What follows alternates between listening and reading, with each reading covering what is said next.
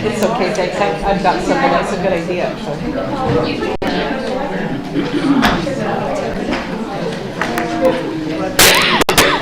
Have you got your...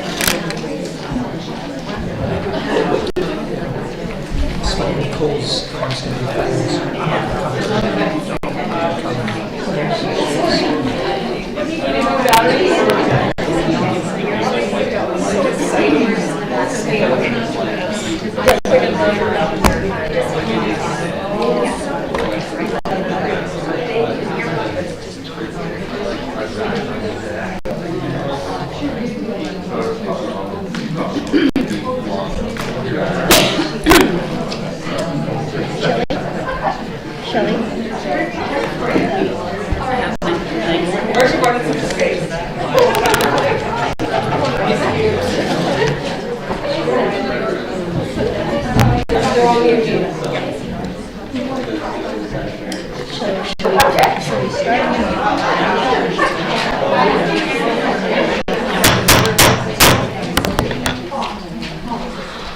Good evening, everyone. I want to acknowledge that we are on the traditional territory of the Coast Salish people, including our near neighbors, the Chicano First Nation and the South First Nation. Welcome to the Finance Committee meeting of June 5th, 2023. Please be sure to have your cell phones turned off during the meeting. There's two meetings this evening. First one will be the Finance Committee meeting, and we will have a public participation for that meeting. There will be a meeting following that will be the council meeting, also with a public participation component. So questions pertaining to council at that time can be asked during public participation. At this time, I would ask the committee if there are any additions or changes to the agenda. No. Move adoption of the agenda. I would ask that we could add Pink's to correspondence portion. Mm-hmm. Yep, please. Okay, with that, I'll make a motion. Thank you. Second. Moved by Mayor Little, second by Councillor Shukin. All in favor? Thank you.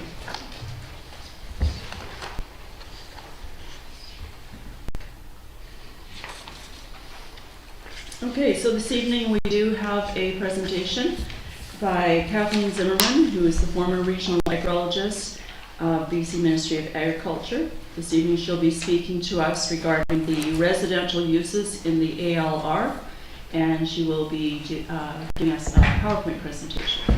Kathleen?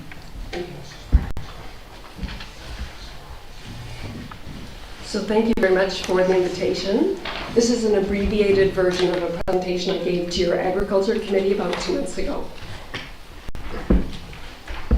So a little bit about me. I grew up on a 10-acre farm in the interior. That's the North Thompson River in the background. My parents grew up on farms in Switzerland. I studied agriculture at both Guelph and UBC, and I've worked professionally in agriculture in BC for 20 years, about 15 of that with the Ministry of Agriculture. And I am a former Metchosin resident, and I'm on the executive of the APRM.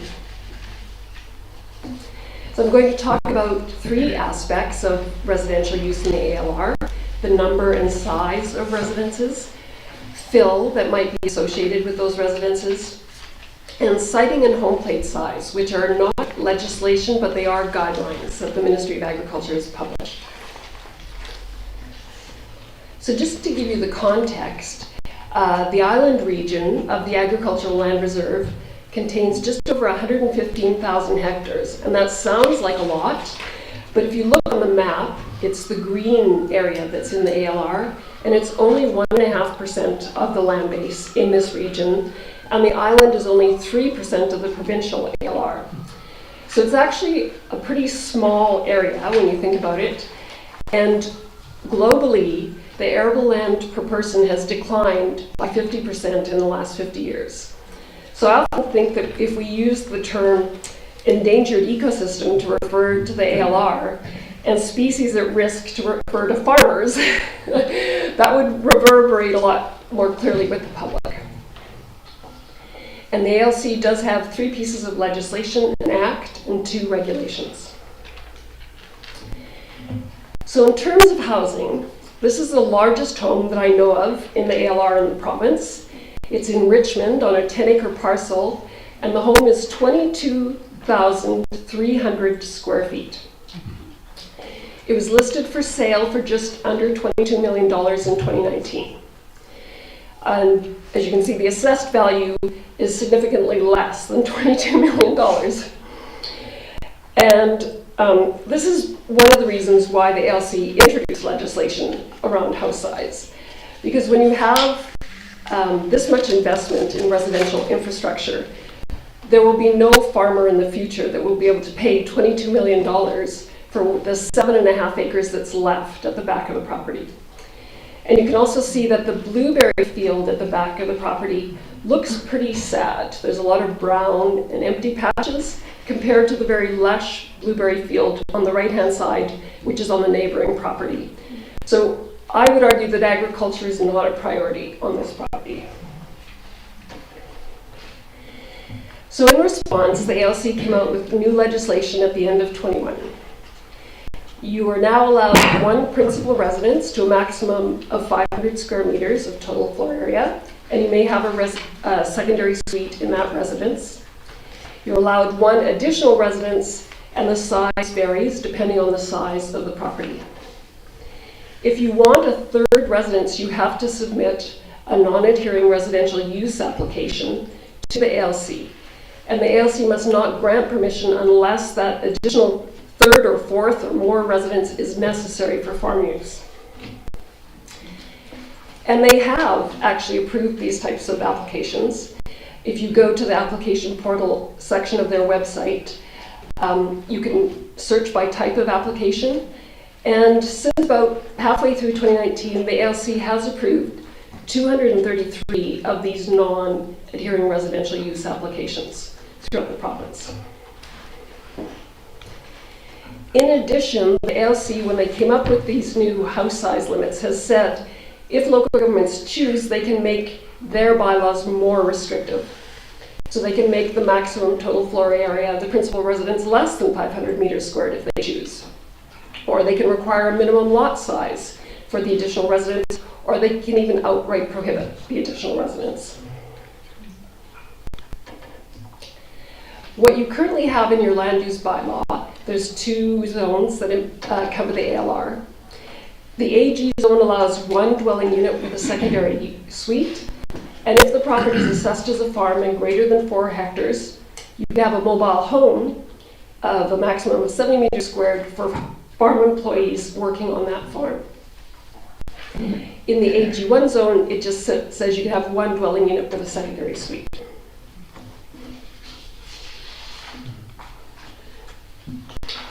In addition to the new house size requirements, the ALC has some fill requirements for housing. If you're building or maintaining the principal residence and the total area that's going to be filled or has soil removed is more than 1,000 square meters, you must submit a notice of intent. If you're doing any soil removal or fill for the additional residence, you automatically have to submit a notice of intent.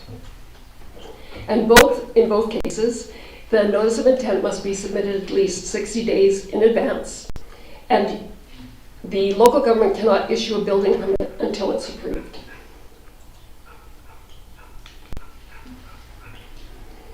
So again, in terms of siting and home plates, there's no legislation, but there are guidelines in the Ministry of Agriculture's guide for bylaw development in farming areas.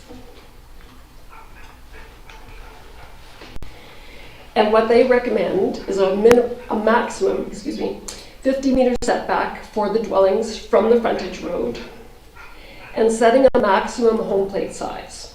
So this would be an area where you put all of your residential uses, your carport, your swimming pool, your tennis court, your gardens, etc. And as an example, this is an illustration from Maple Ridge.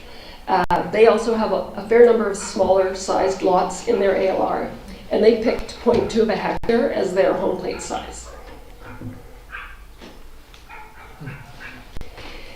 And I wanted to give you a couple of examples in Metchosin as to why it would be useful to have not only residential size limits, but also siting and home plate restrictions.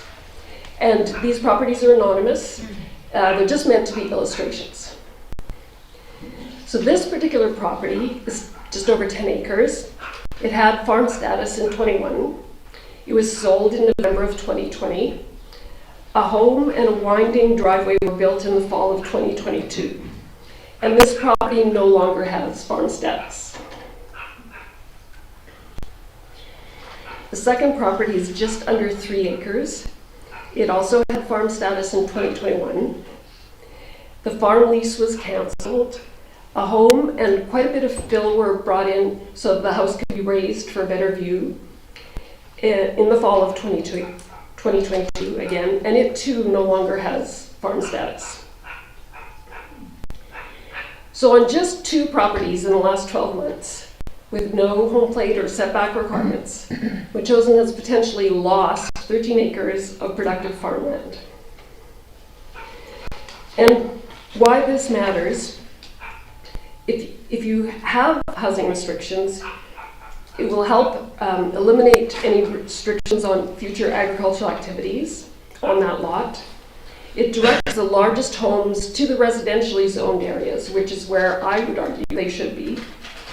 It minimizes the impact of residential uses on neighboring farms, i.e. the more non-farmers you have in an area, the more potential for complaints about farm practices like dust, odor, and noise.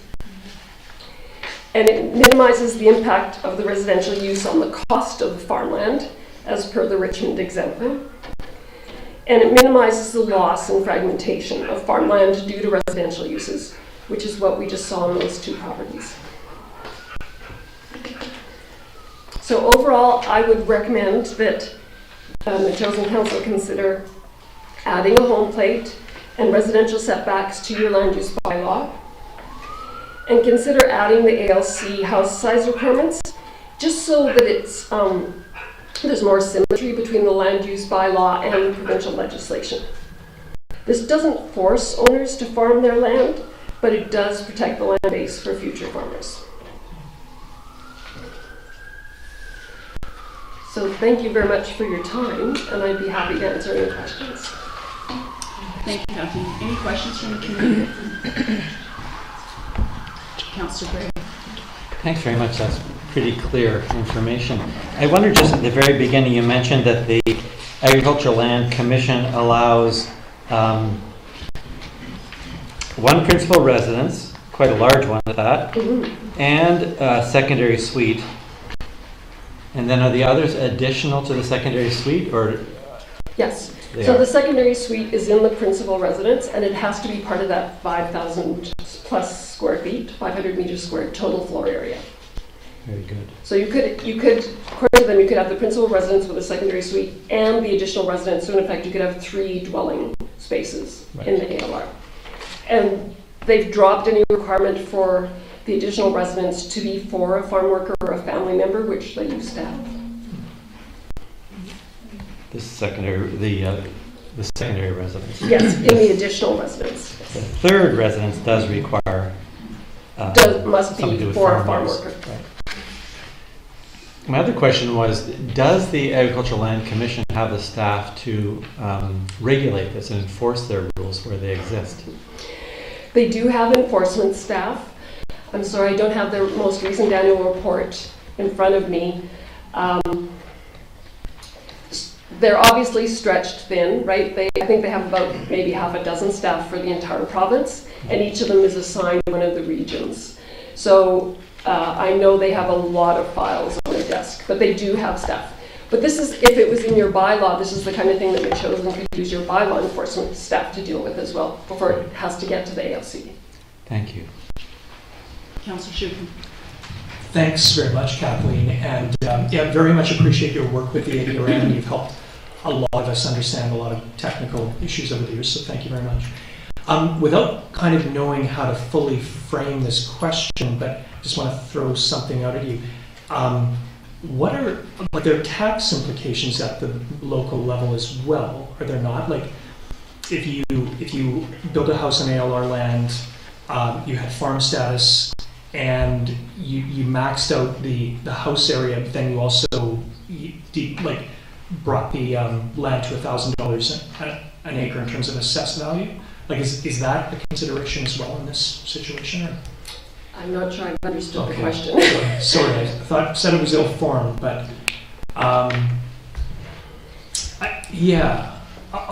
me rethink it. If I can think of it better, I'll maybe email you the question. Okay. But I was one other follow-up though. I was going to ask about something along the lines that Councillor Gray had in terms of enforcement, but you've answered the question. If it's in our land use bylaw, it is enforceable by the district. So, and the enforcement, not so much the enforcement, but the standard is you move toward it as you go through the permitting process. To build your house, like if we were to establish a home plate base, like it must conform, and you would find that out during the permit. Right, yes, when someone submitted the building permit, they should also be submitting the home plate drawing to show where all the buildings would be situated on the property, if you chose to adopt a home plate. Yeah, thank you for that presentation, very informative. I was just wondering, are there other jurisdictions in BC? And I was thinking Delta in the Richmond area. Are there other municipalities that have very good guidelines regarding siting and home plates and that you can think of? I don't know who has adopted. If you did a search home plate, BC local government, I know Chilliwack has them. I know Maple Ridge has them. Mm-hmm. And I picked Maple Ridge because I thought it was the most comparable to Machosen. Okay. Chilliwack has much larger farms, like large dairy farms, large greenhouses.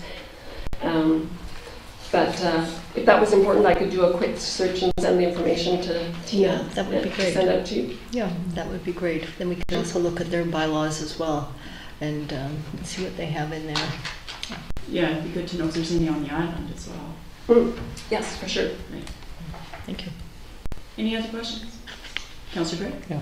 Well, then just on one particular item that I guess would fall to the Commission's enforcement, this notice of intent, is that submitted to the Commission then? It is. And then they are the ones who make a decision on that if it... Correct. But I believe when it gets submitted to the Commission, there's a process for informing the local government that it has been submitted. So that you would know that they were within that 60-day period of the Commission getting back to the applicant. Thank you. Anyone else? Thank you, Kathleen. Thank you. And sorry, I forgot to make a plug. I worked with agriculture advisory committees, Richmond, Delta, Surrey, and Metro Vancouver when I worked with the ministry. And they're such a valuable resource. It was so lovely to be able to talk to yours. So I just wanted to encourage you to take real advantage of this great agricultural knowledge you have in the community and send them things like ALR applications and bylaws and OCP changes that might impact agriculture, just to get all the great feedback from these wonderful volunteers. Thanks. Thank you. Thank you very much. Okay, so now we move on to public participation. Is there anyone in the audience that would like to speak at public participation? And if so, state your name and the street in which you live.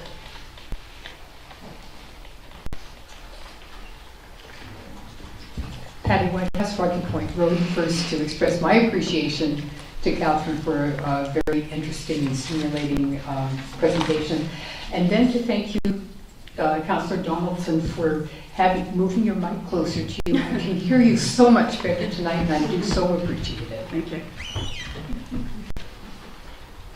Anybody else? We have a big crowd tonight.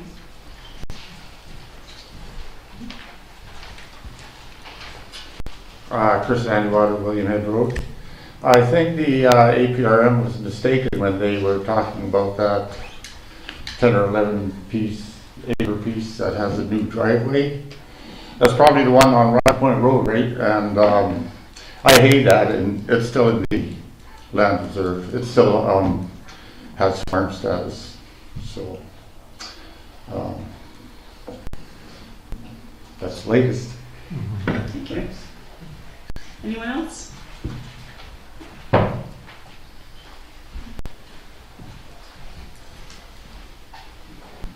Hi, good evening. My name is Ellen Frisch. I live down on Perry Crossroad. Just a few comments in response to the presentation that we just saw. I do regulatory planning with the ALC and landowners for a living. I want to clarify a couple of statements that were made. First of all, no farm status does not equal loss of productive farmland. So those are two completely different things, and I want to make that clear because the presentation appeared to combine those things. I think that if you're considering sizing and home plate limitations, there's some really interesting implications there by doing some examinations of the current bylaw, because there's already significant setback from sides, front, and rear.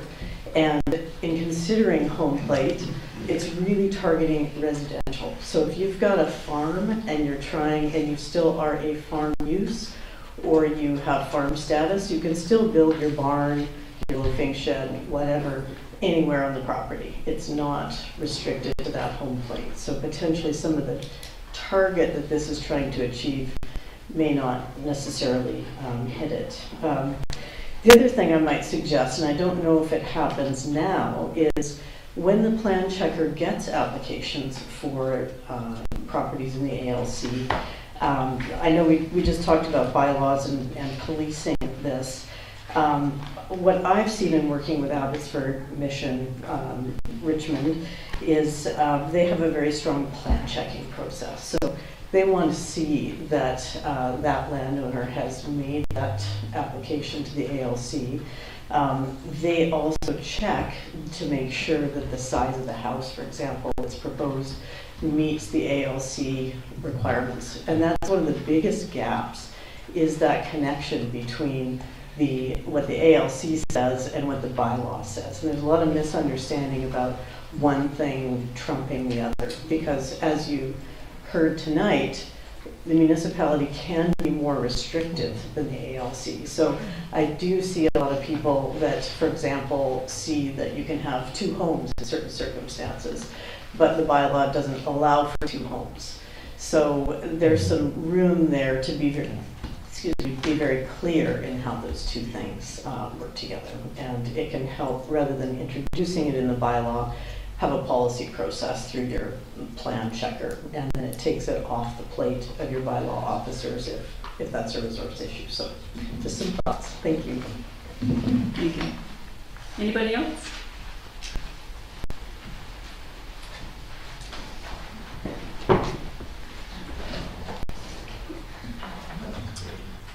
Tamara Ballard, Road resident. I have a letter that was written by the property owner, property A, of the presentation tonight, that I'm going to read on their behalf. Just to be clear, these are their words, not mine. I would appreciate your attention as I address some specific comments that have come to my attention.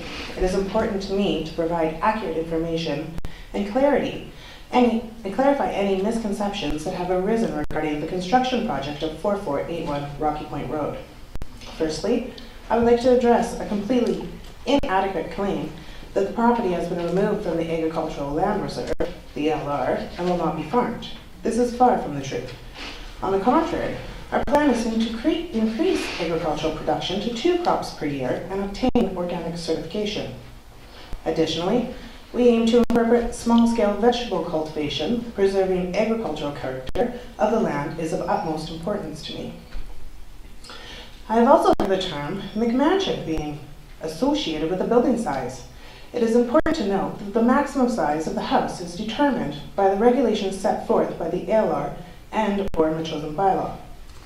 Despite these regulations allowing for modest-sized structures, my intention is to construct a home that is significantly smaller than the maximum allowable size. If you have any concerns regarding house size, I would recommend engaging with the ALR or Metchosin Council to address this matter. Furthermore, I feel compelled to respond to comments suggesting discrimination due to being new to Metchosin. Although I believe such remarks should not be given credence, I have encountered them frequently. Allow me to provide a quick background to dispel any doubts. I was actually born and Point of raised... order. Just a moment. I don't think that the presentation talked about. I didn't. I don't think the presentation talked about new people in the community. I think we're getting a little off focus here. We're Okay, I'll skip that part. yeah. Okay. If you could just Yeah. speak to Okay. what was presented tonight and anything else on the agenda, I think that would be better. Thank you, Chair.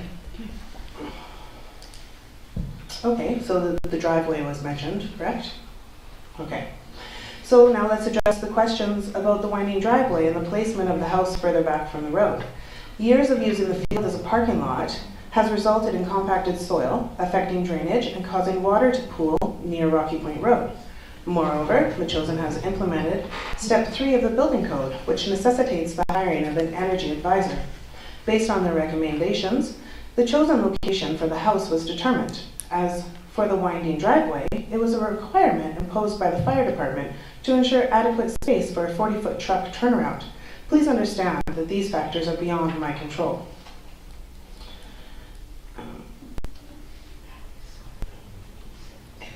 I'll just read this last part. It says, in conclusion, I thank you for your patience and attentiveness. It is my hope that by addressing these specific comments, which I wasn't allowed, I have been able to provide the necessary clarity and any concerns. Together, let us work towards a harmonious and prosperous community that honors our shared values while respecting individual aspirations. Thank you for your time. And Ms. Ballard, do you have an author to that letter? I do, but since Kathleen said that it was anonymous, Okay, fair enough. so, Yeah. okay. So people are welcome to submit letters to us and emails and contact us as well by phone, other correspondence, anytime. Mary Lou? Yeah. I don't know Kathleen. I met Kathleen this evening. I think what Kathleen was trying to just exemplify what can happen, and that there are cases that she saw. She wasn't outing anybody. She didn't name the address as you had named the address, or the name. I think it was just meant to be examples of what could happen, and maybe she should have used something in Chilliwack or whatever. But we can learn from this experiment, or from this. From this meeting, but I don't think that Kathleen meant to upset anybody by her comments. It was an example. It was a plea to use all the tools in our toolkit available so that we can preserve land, preserve farming, if that is the intent.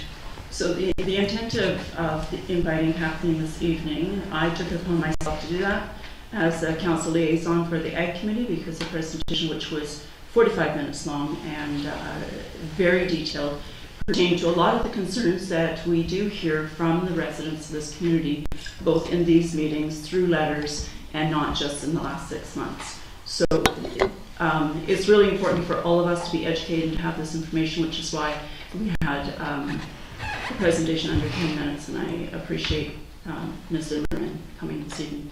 Councillor Shukin, do you have something to say? No? Okay. So we'll move on to, if there's no other public participation, we'll move on to the next part of the agenda. Councillor Gray, yes? Can I just ask, will you bring that back to the Ag Committee, or how will that issue come back to our table? You have a motion this evening. We have an Ag Committee meeting this week, and these are some of the things that they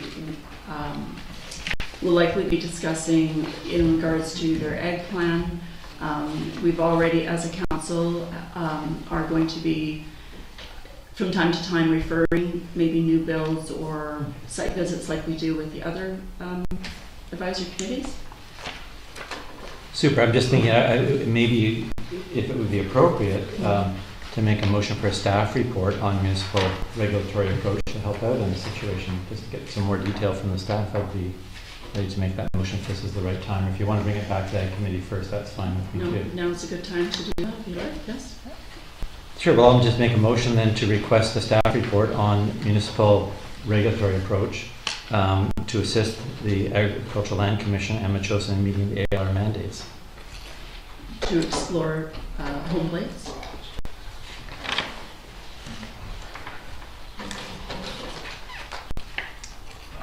There were three: the home plate, the residential setback, and the LC house size requirements. I'd just like to learn what would be required to do that, how they, sounds like they mesh together well. We heard from the second person public participation. It may be that some of this is covered already and some of it we would need to enact new, and I think just a bit more information on that would be helpful to all of us. I would second that. Okay. Moved by Councillor Gray and seconded by Councillor Shukin. Discussion? Mary Lily? So would this be the planner that you were suggesting to bring back the report? She would be the most experienced and knowledgeable, I would think. Yeah, I'll leave that to the CEO, but that sounds like a good idea. Okay. Any other discussion? I call the question. All in favor? Carried. Thank you. Okay, so we turn to page 9. This is the adoption of the minutes for the Special Finance Committee meeting, which was a budget meeting February 28th. And I have a motion to move.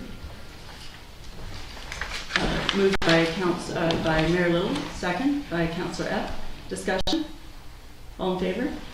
Carried. Thank you. And page 13, adoption of the minutes for the Finance Committee of May 1st. So moved. Move adoption. Moved by Councillor Shukin, second by Mayor Little. All in favor? Carried. Thank you. And page 17, receipt of the minutes for the Agriculture Advisory Select Committee meeting of May 10th, 2023. Move receipt. Moved by Councillor Epp, seconded by Councillor Gray. Councillor Shukin? Thank you, Councillor Donaldson. I have one correction, and it's just under public participation where first sentence after Sasha Kuchek's comments, it's stated as young agrarians, and it's young agrarians, and it should be capitalized.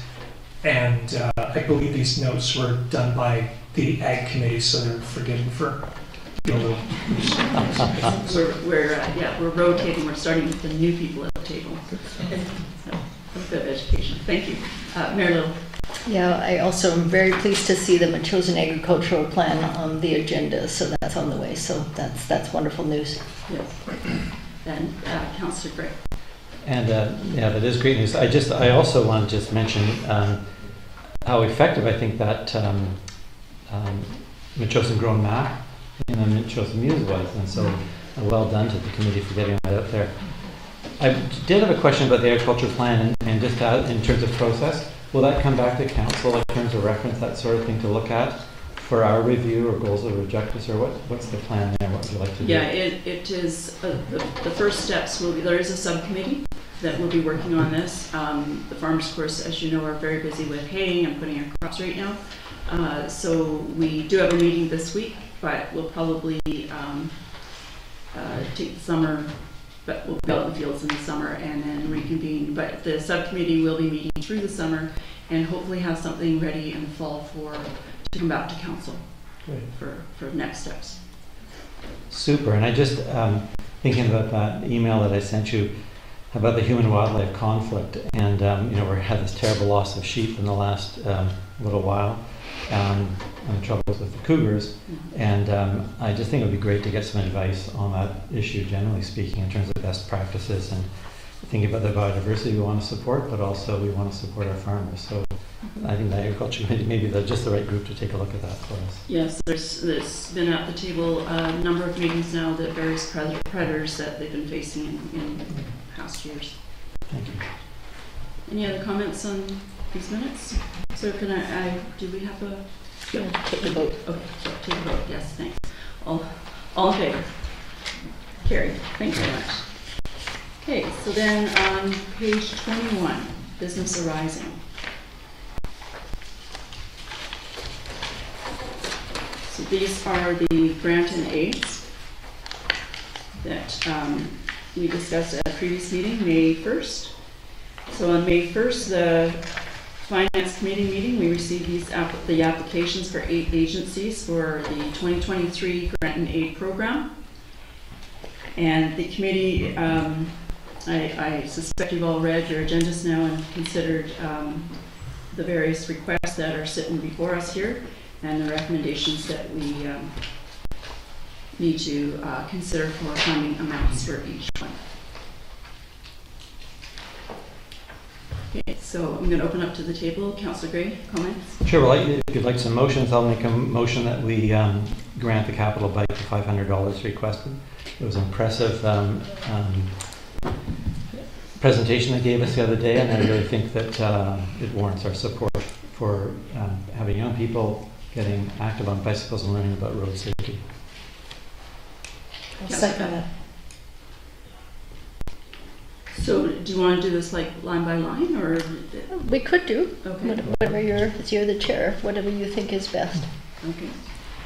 I think what I've seen done with grant and aid discussions in the past is instead of voting on each one individually, is we consider the amount for each one, and then see what the total is, and then vote on them as a collective. Does that seem reasonable? Mm-hmm. Yes, Councillor Shaken? Thank you, Councillor Donaldson. I actually like the idea of going through them individually and Okay. voting as Councillor Gray has initiated. Okay, so we have $5,000 total, right? Yeah. Yes. Councillor Gray. Thank you, Councillor Donaldson. I did a question to you. Do we, or are we expected to not give away, but provide all the money to the city? No. Is there precedent for not giving the whole amount? Correct. So we've read the policy. There's we have a policy, but we don't have a matrix to actually work by. So I went in the past 10 years of the minutes to look at the results of each of the grant aids. I've also spoken to 2 past councillors of the past term, and one of them being the past chair, which was Councillor McKinnon, to discuss different ways of actually doing this and what would be the criteria.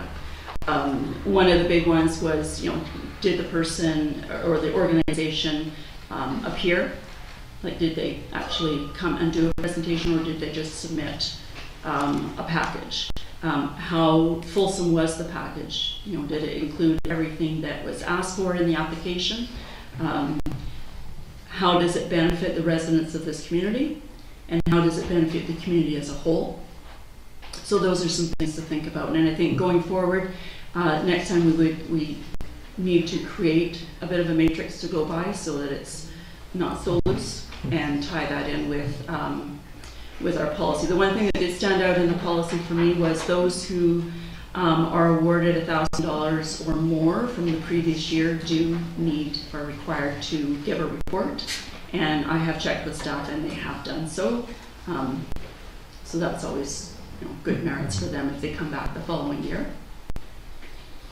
So no, we don't have to give away the whole $5,000. There may be other groups later in the year that might need something or whatever, I'm not really sure. Or it gets rolled over again back into the budget for the following year. Okay. Any other questions on that process?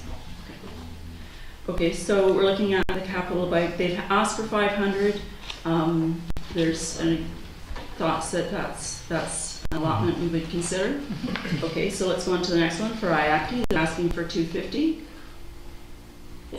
Councillor Donaldson, Yes. I think we have a motion on the floor, and it's been seconded. Okay.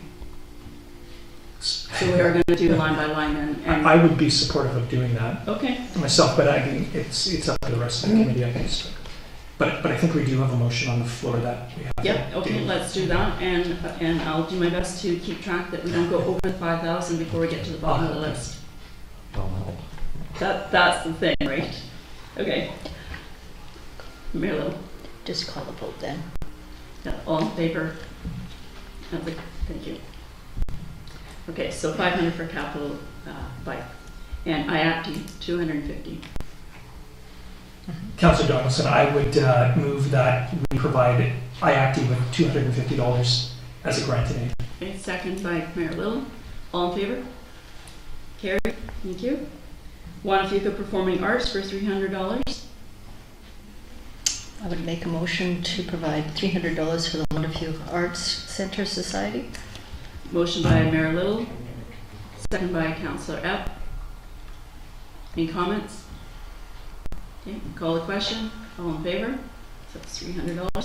Machosen Museum Society, $800 for a computer.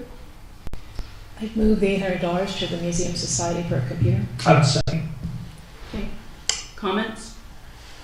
I just wanted to comment that they've got $30,000 in their account. Usually societies don't hold money, so they have the money to be able to, I would have liked if they had presented here, I would have asked them the question why they're holding on to $30,000 and not spending it on a computer that they desperately need. So I wish, does Right. anybody have any Well, I have a comment to information? that. I just got off the ferry this afternoon after being in the AGM in Salt Spring for the last 2 days, and that was something that actually had come up there as well, with grant monies going towards computers for groups, and in talking with the staff there that I was meeting with, some of the practices that, and I've experienced this in groups in the Great Victoria area as well, that oftentimes when it's to do with treasury in nonprofit groups, people will either use Excel spreadsheets or and save it to flash drives and use their personal computers or whatever other device.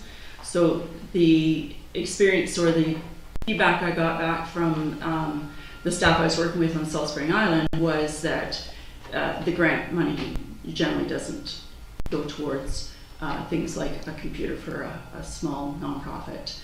It would go towards projects, that sort of thing. So that was just some information that I received in the last 24 hours, but also previously. Councillor Shukin, you have a comment? Thank you, Councillor Donaldson. I did get a chance to talk to the museum society president today, and I did ask that very question about the use of a computer versus just using a spreadsheet and emailing the results around. They seem pretty convinced that the computer is of value to them, and they mentioned getting some software, some accounting software that they can use. So it's not for me to say how the Museum Society should run itself.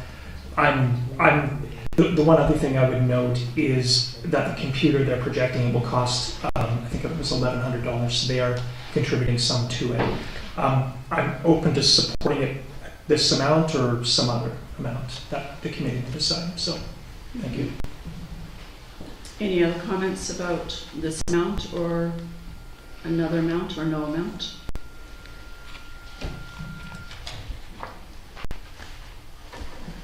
I would suggest not the full amount.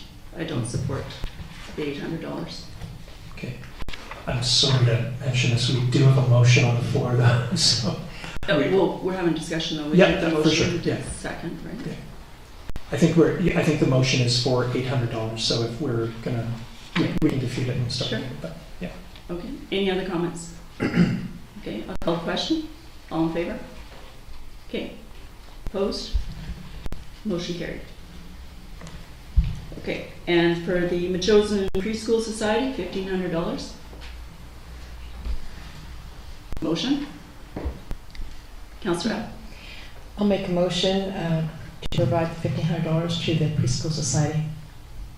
Okay. I will second. Okay. Motion by Councillor Epp, second by Councillor Shukin. Any comments, questions? Just going through the package again, they seem to be putting the money to good use. It is for maintenance, but $1,500 doesn't go all that far, so I think it's money well spent. Okay, so call the question. All in favor? Carried. Thank you.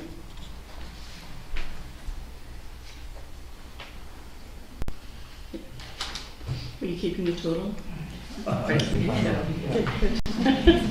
Okay, so Prince Edward branch of the Royal Canadian Legion are asking for $350 to support their staff at an event this fall for volunteers. So I'll make a motion for $350 towards the Prince Edward Island branch. Okay, motion by Mayor Little, second by Councillor Gray.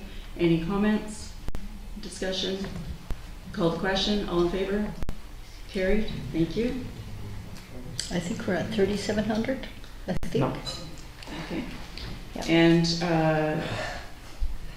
the Vancouver Island South Film and Media Commission requesting $3,000 for their commission. This is a non-profit organization. Councillor Donaldson, if I could just make a comment. I believe in the past, the grant and aid from it shows it's been around $1,500.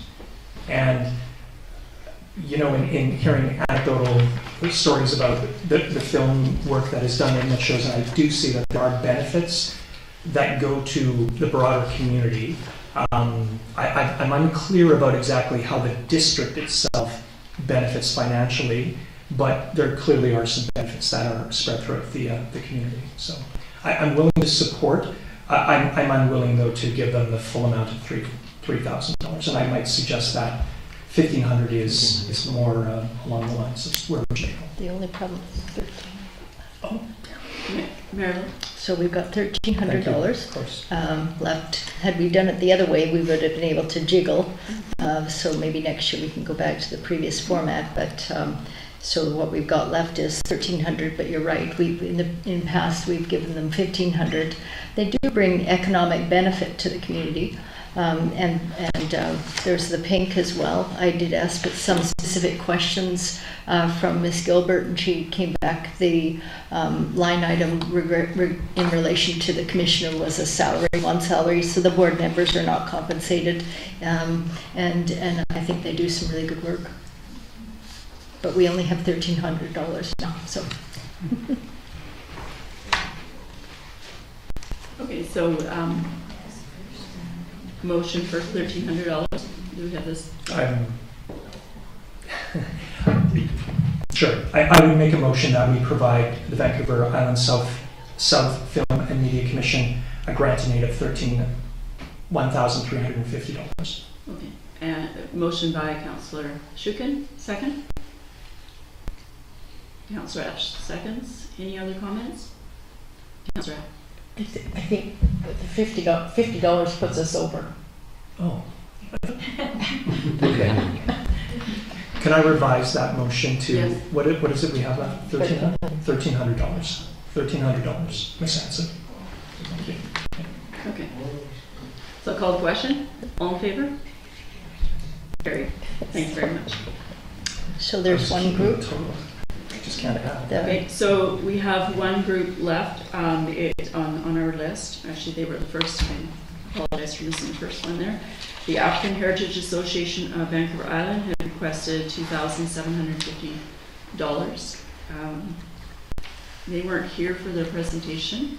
They did have a full package, and they're new. I've never heard of them before. So we no longer have funds because we just used the $5,000 grants. Councillor Abb. I think I'd hope that they would possibly come back in the future, and so we could learn a little bit more about them. I don't know that, I'm not familiar with them either. I've never heard of it, even though they say they have several members in the chosen, but it would be nice to hear from them. Yeah, it would be. You're right. And I want to thank all the people that did apply, because there's a lot of work that goes into these packages, and it's a lot of paper just for the 8 groups that we did have. A lot of time, there's finances, presentations, lots of contact information they put on there as well. So, Councillor Gray. Yeah, and just about the African Heritage Association of Vancouver Island, which I don't know either. I think their goals are laudable. The difficulty I had was going through the proposal. There were inconsistencies in some of the details, and without the opportunity to speak with them directly, it left me less keen on that particular application. And all the other ones that we got, we did hear from them and know the details of what they're up to. So that makes a big difference for me. We didn't hear, sorry. The Museum Society wasn't here, right? Yeah, we got the details from them, and they're clear for what they were, and then hearing that Councillor Shuka spoke to the president today helps too. Okay.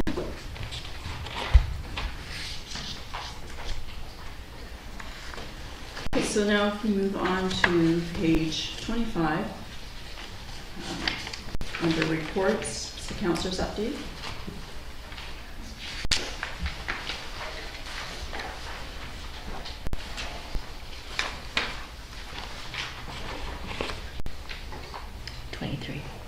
Sorry, 25 is the next one. Okay, so as the representative that sits on the board for the West Shore Parks and Recreation, I'm pleased to say that the skateboard park is up and running. May 13th was the grand opening. It was a very hot day, very well used. So now it's in full use, and their plan already has, they have a skate park camp that's coming up. This will be a half-day camp for 12 to 14-year-olds. They're hoping to have more of these sorts of things through the year. It's not specific to young people. There were actually quite a few adults there the day that they had the opening. So this particular camp will be for first-time and beginner skateboarders. There will be a certified skateboarding instructor helping out and teaching the basics, the warming up and the stretching of the body to get it ready for the physical aspect of this. Learning about the foot placement and the balance, push, the turn and stop, how to fall. It's always important to how to fall safely. So those are some things that are happening with that particular entity. It's a new activity. I encourage everybody to go down and have a look. It's a pretty dynamic place. Just as a spectator, it's not something I would ever do, but it certainly is a lot of fun. There was a young lady there with roller skates, and the elbows and the knees were all covered, and still wearing shorts. There were a lot of crashes, but nobody got themselves hurt badly, just some scrapes. This summer, the Canadian Lawn Bowling Championship will be in the lower field behind the Q Centre. The Agricultural Committee, as I said earlier, they formed a subcommittee to work on the contents of an ag plan, and we'll see what happens come fall. Farmers Market is quite a hub of activity since the day they opened, which was Mother's Day in May. Every weekend it is just so full of people. All the shelters are built and being used now, just waiting for the tin roof to go on. That was quite a collaborative effort by some pretty dynamic volunteers, not just the farmers market people, but certainly other people that kind of come and go and step up and help at a moment's notice. It is an asset to the property, I have to say. It's it'll be great for when those big winds come and keep out of the elements. I believe the second Sunday, people were still hanging on to their tents because we weren't allowed to use they weren't allowed to use the shelters yet. So this will be welcome to have. The community garden over on the school grounds, we're still working on eradicating or at least removing the top parts of the broom. We've had the work release fellows out, and they finished the job that a few of us volunteers were doing, and now we need to dig down and get some roots out and assess the soil and see where that takes us. I did put an article into the news looking for interested parties, and I'm getting emails consistently. Actually, I haven't been in my office, but I've gotten at least 6 in the last week, so this is all good stuff that's happening. Royal Roads University Farm had an event recently. I won't give all the details because it's on the council. It's in the council agenda as well. But it's called Vision in Bloom, and it consists of a giving garden. There will be a new market garden and an indigenous medicine garden. And this particular garden last year grew 1,000 pounds worth of food that went to food insecure people in our communities. So this is the purpose of this event was there was a big presentation, but I won't elaborate. I'll leave that to our mayor in her report because she's got more details on that. Greater Victoria Public Library, another board that I sit on. I had the privilege of going on a tour of 6 libraries, and each one is I encourage everybody to do this. They're all so very different in their design and in their development of how they're changing things for accessibility. They're doing away with the tall shelving. This is very expensive, so they're doing it over time. They're now on wheels with brakes, and they're lower so that people in wheelchairs or walkers can access them. As the James Bay one had CBC come in and do an expose on a reading, and they moved everything out of the way. You couldn't even tell. So it was pretty good use of space. So these are just some of the things that your tax dollars are going to pay. Both the West Shore Parks Recreation Society and the Greater Victoria Public Library are incredibly dynamic entities. I've really enjoyed working with them. They all love their jobs, and they're super keen on customer service. When you go into a nice, cool library, because the heat's coming, it's a very welcoming and safe place. We were on the day that we were touring. It was raining. We were in the Nellie McClung Library, which is one of the older ones, and there was a group of teenagers just hanging out with friends. There was board games. They were quiet, and it was just a place to go that was safe before parents came to collect them, and that was really cool. Some other stuff that I was involved with was the Sarah Beckett Memorial Run. Mayor Little and Councillor Shukin joined me on May 13th, and it was a lot of fun. It was also a very hot day, but we were helping safely get the participants across an incredibly busy intersection of Alouette and Langford Lake Road, it's called. Councillor Shukin. I was quite pleased that we were given a meaningful job that day, because often you go there and you're standing there in the red vest, but we were given a meaningful job. So thank you for mobilizing us. Yes, no, it was great fun. And I'm really happy that we had high-vis vest on, because people were pretty speedy going through there. It was a trail that came out across a road, but there was also an intersection, so we had to kind of divert them to go across the crosswalk, because that's the proper thing to do, not just to jaywalk. But people would come up pretty quick through some of those small, cramped kind of roads there. But no, it was a good day. There was good participation. There was live band playing. People were warming up before they went out on their walks, rides. We saw the reserves there, the police reserves, and people walking dogs, all sorts of people, and lots of runners as well. Another exciting tour that I did was a tour of Westmont Montessori School. And now, 25 years ago, when my kids could have gone there, it was just like portables. It was so small, and now it's just grown into just fabulous. It was fabulous then, but it's Mayor Little and I were able to take this in, and I left there thinking I would love to be a kid again. It was so peaceful. As soon as you go indoors, I mean, it was a gorgeous day like today, but there was 2 baby grand pianos in the foyer that, you know, would be played at any time that the children were not maybe doing something else. But every one of the rooms was sized to the age of, or not the age, because there was like 3 grades to a classroom, say. So there was no age segregation, which was great because children learn from each other. There was lots of natural light. The desks, door handles were sized for them. They have like life skill rooms, which are like kitchens, and they do, you know, they learn about putting on laundry and doing dishes and doing some cooking and that. And they also have, every classroom has a door that goes out into the yard. All the lights were off because there was lots of light coming in and there was little lamps, but they were all quiet. Like they were really engaged with what was going on. And then the teens, the first thing they do is they have phys ed when they arrive to school.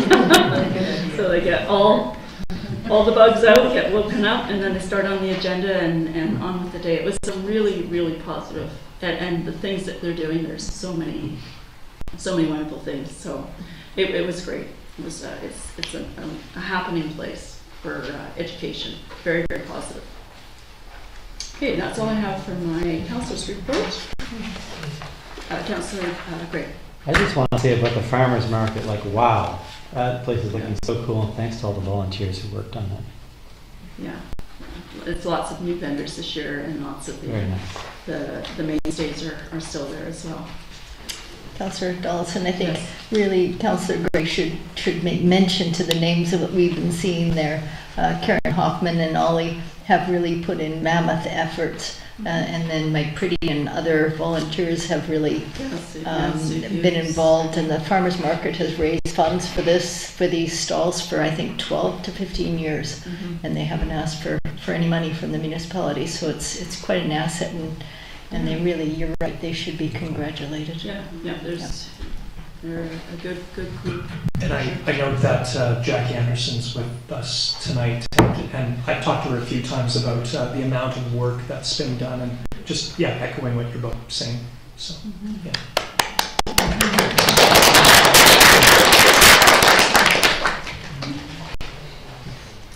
Okay, so on page 25, we have a letter to Mayor Little about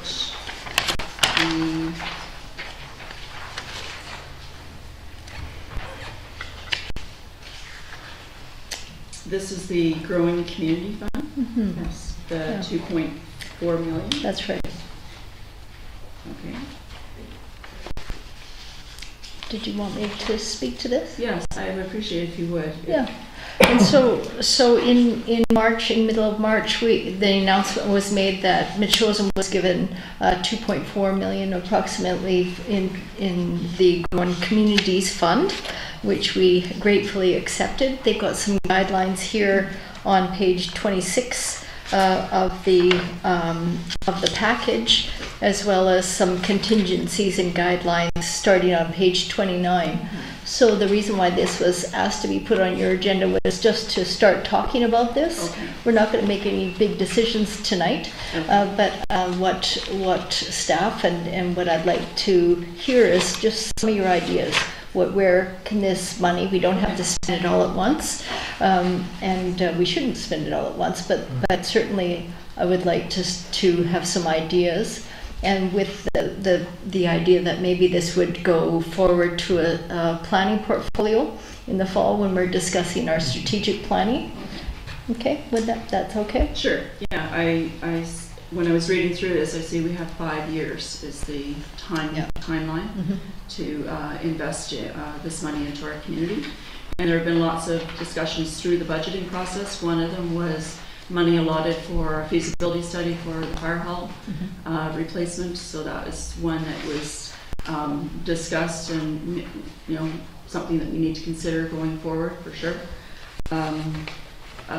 We also, like you say, in the strategic plan, talked about a transportation action plan, those sorts of things, what would include roadside trails, that sort of thing. So, water, I see that's another infrastructure that's in here, and those are some considerations we might want to think about for the chosen school. So we have some signage put up now with some water concerns there from time to time. I'm sure other people at the table have some comments. Committee, any ideas? Councillor? Yeah, I've been making a list ever since we got that grant. Oops, I just lost it. I know it's here. I should have written it down.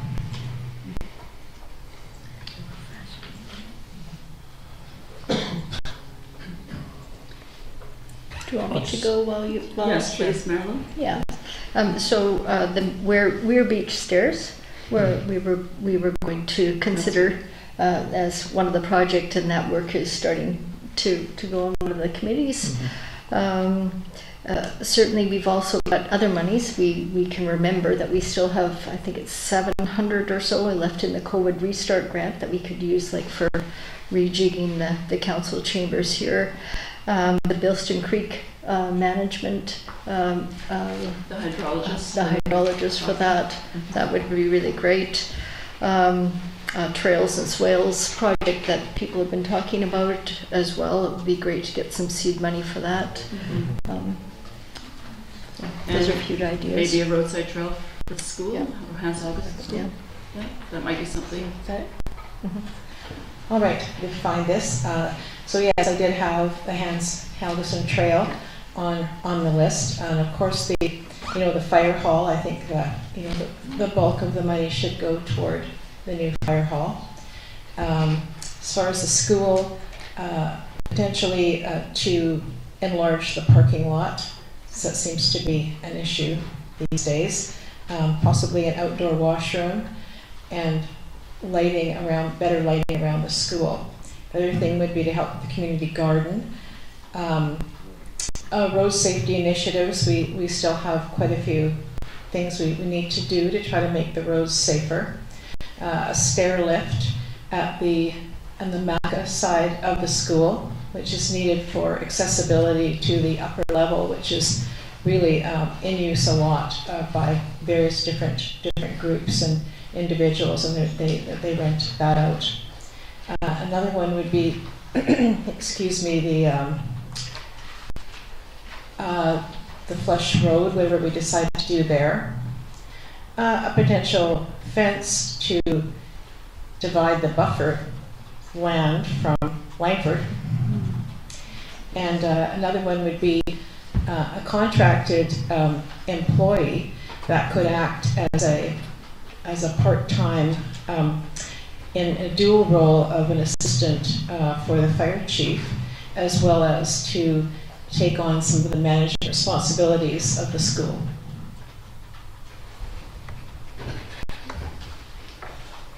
I've written down some things there. Councillor Shukin. Thanks very much, Councillor Johnson, and an excellent list from Councillor Graham. I hate to be uncreative about this, but my line of sight when I began to understand the parameters of the fund was the fire hall, and particularly after reading all the reports that Chief Dunlop had provided for us, it just seems like it is long overdue, and that would be my view, but others would disagree, and that's fine, but that's my uncreative sort of beeline for funding. Councillor Grady, any ideas?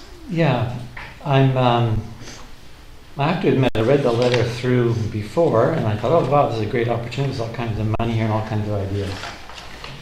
And I got, I think, to the second or the third page, and I hit this comment about that we have to provide an annual report identifying how the work relates to housing needs. And I went back to the beginning of the letter. I thought, holy crow, principal objective of the, and of course it's in the name, Growing Community Fund, is to increase the local housing supply with investments in community infrastructure and amenities. And then looking at some other materials which we received today and we'll talk about later in council, this money's been given to us in order to allow for increased density, it looks like, in Metchosin.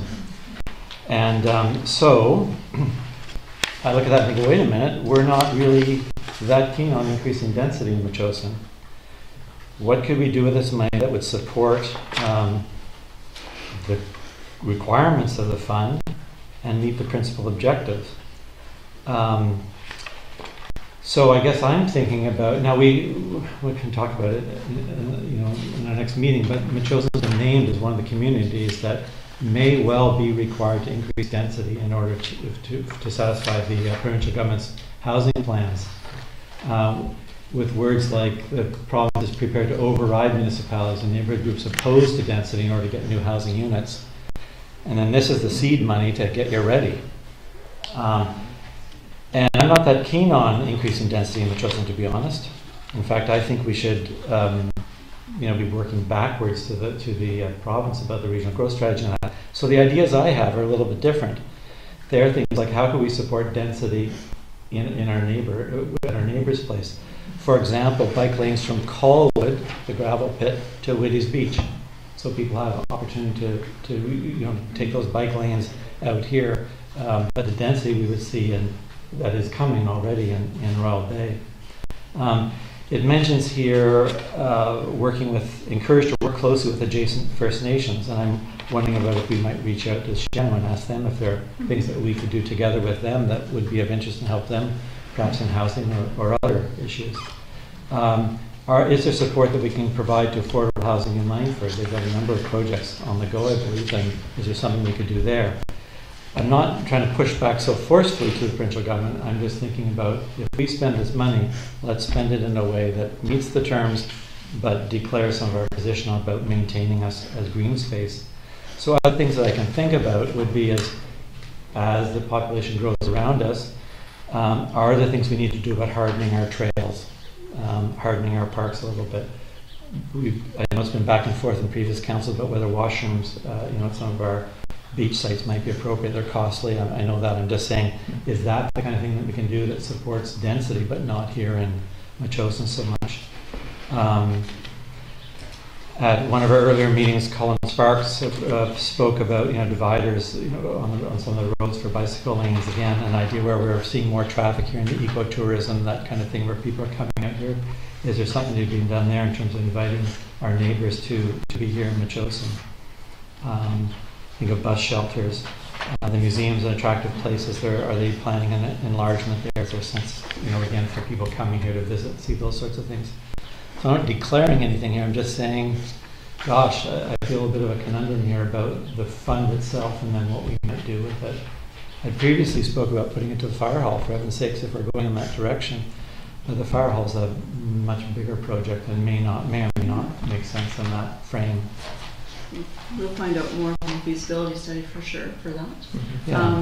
And like you, I read some things about the housing and the increase in density, and what I have experienced just in maybe not with housing, but certainly density of visitors that have come through Metchosin during COVID, and the amount of use our trails have received. Specifically, one of the main ones that brings people in is the Galpin Goose, because it connects other communities with us.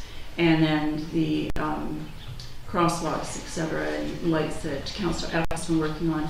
So the continuum of roadside trails and safe passage for the visitors and people who actually do live here. And it all goes in with the other section of this, where it talks about climate action plan and the greenhouse gases. So that's also doing our part for the region as well. So there's quite a few different things in here when you really start to dissect it. Yeah, and I could add that, so I'm not misinterpreting, the Vancouver Sun article today, Minister Callan is quoted as saying, all BC municipalities received no strings attached cash this spring through the Growing Communities Fund. So that's the language, but on the other hand, the letter itself is pretty clear. I took the calculations and I reverse engineered them. So what would the population growth need to be to get the $2.438 million? And it looks to me like, and I know Sue Lynn is on, or Mr. Nowski's on the telephone, and will be able to run the numbers better than I can, but it looks like an increase of 478 population growth. I don't know over what period of time. Mayor Lou? Okay, so I read that, but I also had conversations with our MLA, Mitzi Dean, and she clarified that this was pretty open-ended. They've got some guidelines here, as long as we account for it and meet all their guidelines and deadlines, they're fine with it, and it is open-ended. But there was three major objectives. So it was for the expansion of facilities. Certainly the fire hall would be in that. Also for feasibility studies, feasibility plan for the fire hall, feasibility for active transportation plan. Secondly, replacement of aging infrastructure. So the Weir Beach stairs would fit in that. The Flesh Road Bridge would fit in that. And then thirdly, support for climate change adaptation and to help safeguard residents from the risks of extreme weather. So you can see it's pretty loose-ended, and we can be creative, and we can get more information from the province if we're worried about it. But I think on purpose they left it open-ended to some way. And you could interpret growing communities in different ways. So growing communities, growing a rural community in terms of supporting that rural community. And that's how I read it, and we can get more clarification back from the province, but certainly I did send the article today to everybody, the Vancouver Sun article. We are listed, and certainly we know we may be required, but we can cross that bridge, plan for it. But this is for mainly infrastructure. Yeah, thank you. Just reading the last sentence of the first paragraph. Local government's investment in core community infrastructure amenities increases the amount of land that is ready to be developed to higher density. And then the principal objective is increase local housing supply. So I'm just saying, let's be thoughtful and creative, and as we're talking about, we don't need to decide tonight or even next month. And we'll learn more, I think, both about this fund, and I really appreciate you having those words with Minister Dean, but also we can learn a lot more about the housing strategy. We got a little bit, some pretty important information today in the last few days, making us all kind of lots to figure out at all of those things. I agree with that. Yeah, so lots of ideas. Councillor, do you have some comments? Oh, I just had one thing I forgot on my list, and that was to replace the surface on the tennis court with as a multi-purpose sport court. Yeah, that's the recreation. That's good.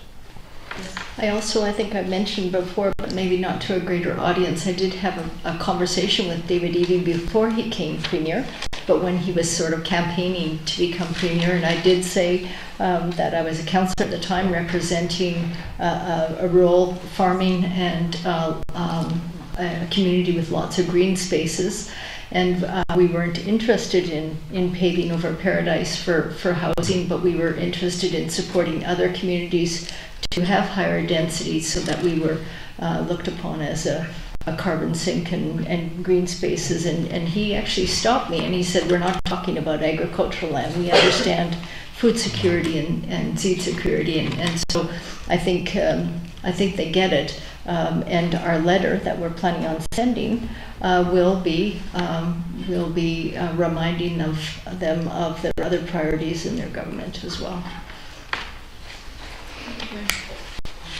Okay, so we've got lots of ideas to think about, and we'll be moving this on to the planning committee meeting, I suspect. Either the next one or maybe through the summer or fall. Lots more discussion.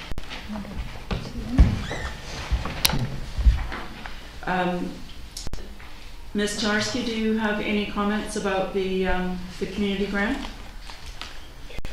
Just that I would suggest that we come back probably later in the fall when we're reviewing our strategic plan priorities again, and with taking into consideration all the comments that were heard today, and come back with more comprehensive list of possible projects and having that discussion in a comprehensive manner in conjunction with our strategic planning and budgeting as well.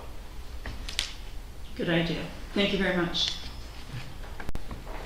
Okay. So, any other discussion on this topic? Okay, so we'll move on to the next part of the agenda, which is I need a motion to adjourn, please. So moved. Moved by Councillor Gray, seconded by Councillor Epp. All in favor?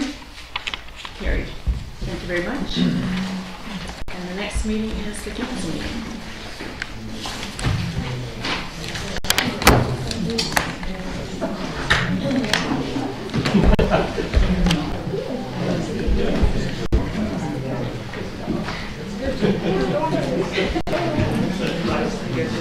So we'll just take a minute break or something. Sure. So we'll just take a minute break. Everybody stand up. Just a minute break.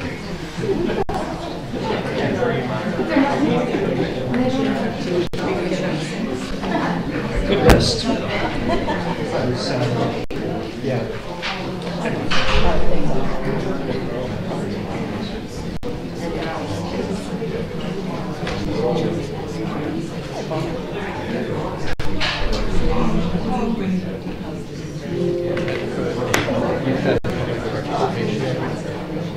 Well, now we're just looking at the council meeting, so we're just starting that.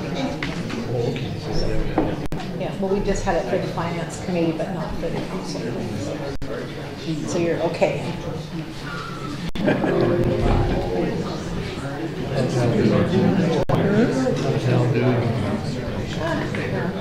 getting a bit stressed. Thursday. So, You're a bit stressed too. yeah, well, it'd be good to get it over. Major operations. So. Have you heard when Nadine's service is going to be? The 25th. The 25th.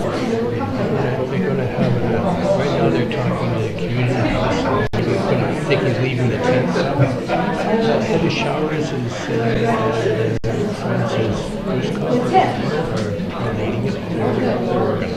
Okay, that's good. Unfortunately, will be in Toronto. Oh, really? We went to talk to him yesterday. His son is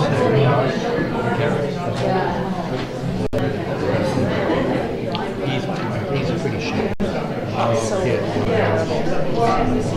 She survived the first aneurysm. The second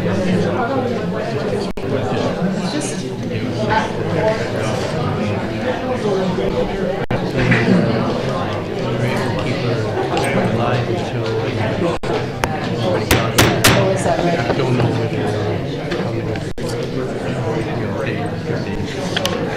she knew what was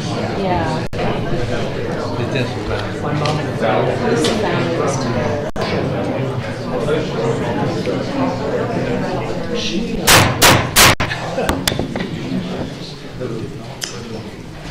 Okay, welcome everybody to the council meeting of June 5th, 2023.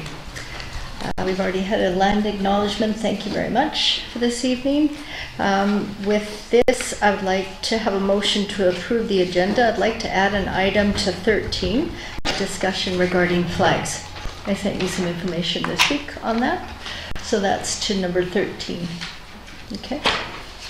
Item number 13. With that, I'll take a motion to adopt the amended agenda. So moved.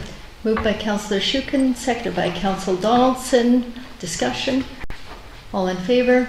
Opposed? Carried. Thank you. So we have a presentation this evening. Welcome, Fire Chief Dunlop. Very timely. Thank you. We do have a, sorry it wasn't in your agenda packet, but there's a printout of the slides in case you can't see them. Thank you. Pass those along.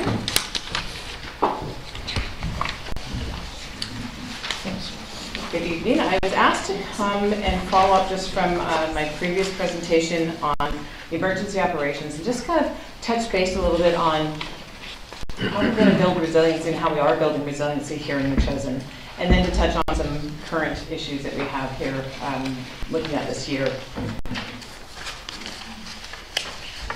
I don't know if I use these.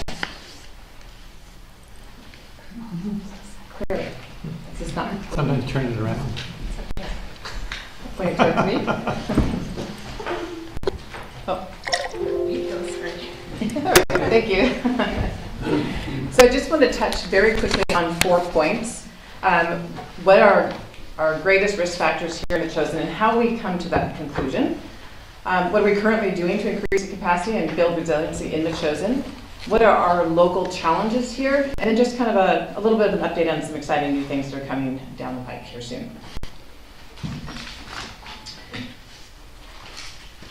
So the province actually requires us to do what's called an HRBA. Now this particular one, I'm sorry, it's pretty small there and you can't really see it very well on your printout either. This one's actually from 2017. There is a new process, it's online, the province requires us to do, and we're working on it. It does take quite a bit of time, but the end results are still very similar. We have done a draft of it, we haven't done the final one, we're still working on that. And basically what it does is it takes a look after asking a whole bunch of questions about where you're located and your population and just a whole bunch of components to it. And it calculates out the frequency versus the severity of a variety of different events. We're talking hundreds of different events, emergencies. And runs through a calculation and it gives you your risk profile. So that's your hazard risk vulnerability analysis, your HRVA. So this one is actually from 2017, as I mentioned. And it hasn't changed a lot since then. Our number one risk, surprise, surprise, is fire or wildfire. Number two is earthquake. Critical infrastructure failure is another one. And that, yes, that includes the fire hall, but other things like transportation, culverts, we're talking communication lines, that sort of thing. Severe weather events, and then some kind of a dangerous goods spill, whether on land or on the water. So those are our highest risks. And that is where we spend a lot of our time or focus on trying to respond to those effectively. So we don't worry too much about, tornadoes here, right? That's not a big, huge concern for us. So, what are we doing currently to increase our capacity? So we've been very successful in some grants, and we are planning. That's about all that we can do right now is plan. And I know the district is also working on some plans, and we're trying to get all these to kind of all work together toward the goal of keeping the Chosen resilient and safe and ensure that we understand the capacity that we have here of the rural nature of Metchosin and actually utilizing that to our benefit. We do have the ongoing Fire Smart program that's been going on now for several years, and we'll hopefully continue with that. We are doing a disaster risk reduction climate adaptation plan this year, as well as an extreme heat assessment plan this year. Two different plans, they're happening. Our evacuation plan, we had that completed last year. We are also doing an emergency notification plan this year. Now these are all funded by grants, I might add that as well. The Community Wildfire Resiliency Plan was done last year, along with one for Chan First Nation. The emergency plan was done several years ago. We need to get that updated, hopefully this year and next year. Same with our communications plan. Our emergency social services plan, pretty current, always constantly updating that one. And we're currently working on a new program this year is to get all of our emergency services together on one page and doing a training program for that. And also exciting that we're working on, hopefully soon, is a volunteer handbook. And that would be just an ongoing, when we have new volunteers that are on board, whether that's the fire department or the emergency program, emergency support services, whatever that might be, a nice handbook on how to move forward with that and what that covers. And then really excited for next year, we're going to be working on our extended operations unit, which I will leave that one there to talk about, present that at another point in time. Some of our local challenges, resources and people. And not saying that our people or their lack of resources is a challenge per se, but it's getting the information out there and connecting and collaborating. Because when we talk about resiliency, we talk about networks and getting people involved. And as you know, we're very focused on volunteers here, but volunteers are kind of busy, and they're who do you ask to do something but a busy volunteer, right? So they're hard to come by when we're asking for a lot of dedication and a lot of time. So sometimes people and resources can be very difficult to come by. And reaching people, whether that's via social media or phone or that process of that marketing piece has become a bit of a challenge for the emergency program. Funding, we rely on grant funding. As long as that continues, it's great. But if we get all this stuff, all these plans, they all have recommendations on what we need to do, what changes we need to make. Sometimes, in the future, that may become a roadblock and a challenge for us. And then policies and bylaw. And not that, again, that it's something we can't overcome, but there are lots of challenges and bylaws that we are existing that we would like to see, some consideration to adhering to some of these new recommendations and some of the plans that are coming forward. And you're already doing that by, we see that in the climate change plan that you've recently completed. So. And then just a couple of updates here. 2023 current wildfire situation. The total fires to date here in the coastal, and this is from BC Wildfire, are 48 fires. That's just here in the coastal area, not including any other part of BC. And to give you a comparison, 2022, the same date, we had 6 fires. And the average, 10-year average, is 35 fires on that date. So we're well above that. We did get our first extreme danger rating today. So in Metchosin, we've had now 4 brush fires already this year, and significant ones. And those are actually the pictures of them. And I put the pictures in there because you can see where they are, which is very scary. They're quite a ways away from actual roads and such, right? One was actually arson. A couple of them were open burns, and I know that's not allowed anymore, but that had actually embedded underground into the root system and started 30 feet away from where the open burn was. So we just really need to keep in mind open burning is very dangerous if it's not taken care of properly. And we're now at an extreme. Well, we're still at high, but we will probably be moving to extreme by the end of the week. This is really an exciting program. I just want to give a quick update on this. One of the challenges in Metchosin, as kind of previously noted, is communication and getting word out to the public. So when there's an emergency, let's just say, using a tsunami as an example, we use our One Call Now program, which costs under $500 a year, and people register for that. And what happens is that we hit the recording, and it automatically dials everybody on that list. And so we did a practice a couple of years ago, right before COVID, and we were able to get a hold of everybody on that list within 45 minutes. So that was great.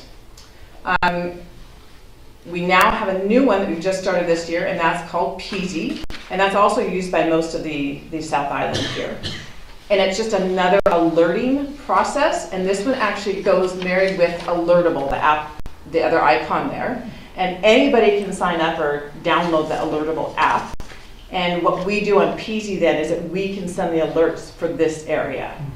So it can, register on your phone and beep or do whatever. It's just another way to get a hold of people in an emergency. So that is costing us a little bit more money. It's $400 a year, but that's coming out of our EOC budget, and certainly a great benefit, I think. And we're all going to get to try this out on June 24th. Okay, that's June. June 24th, we're going to have a notification exercise. So we are going to use both the One Call Now and the Peasy Alertable on June 24th at 11 o'clock. And I'll be sending out more notification on that. So, any questions on that? Thank you very much for that timely update. Councillor Donaldson.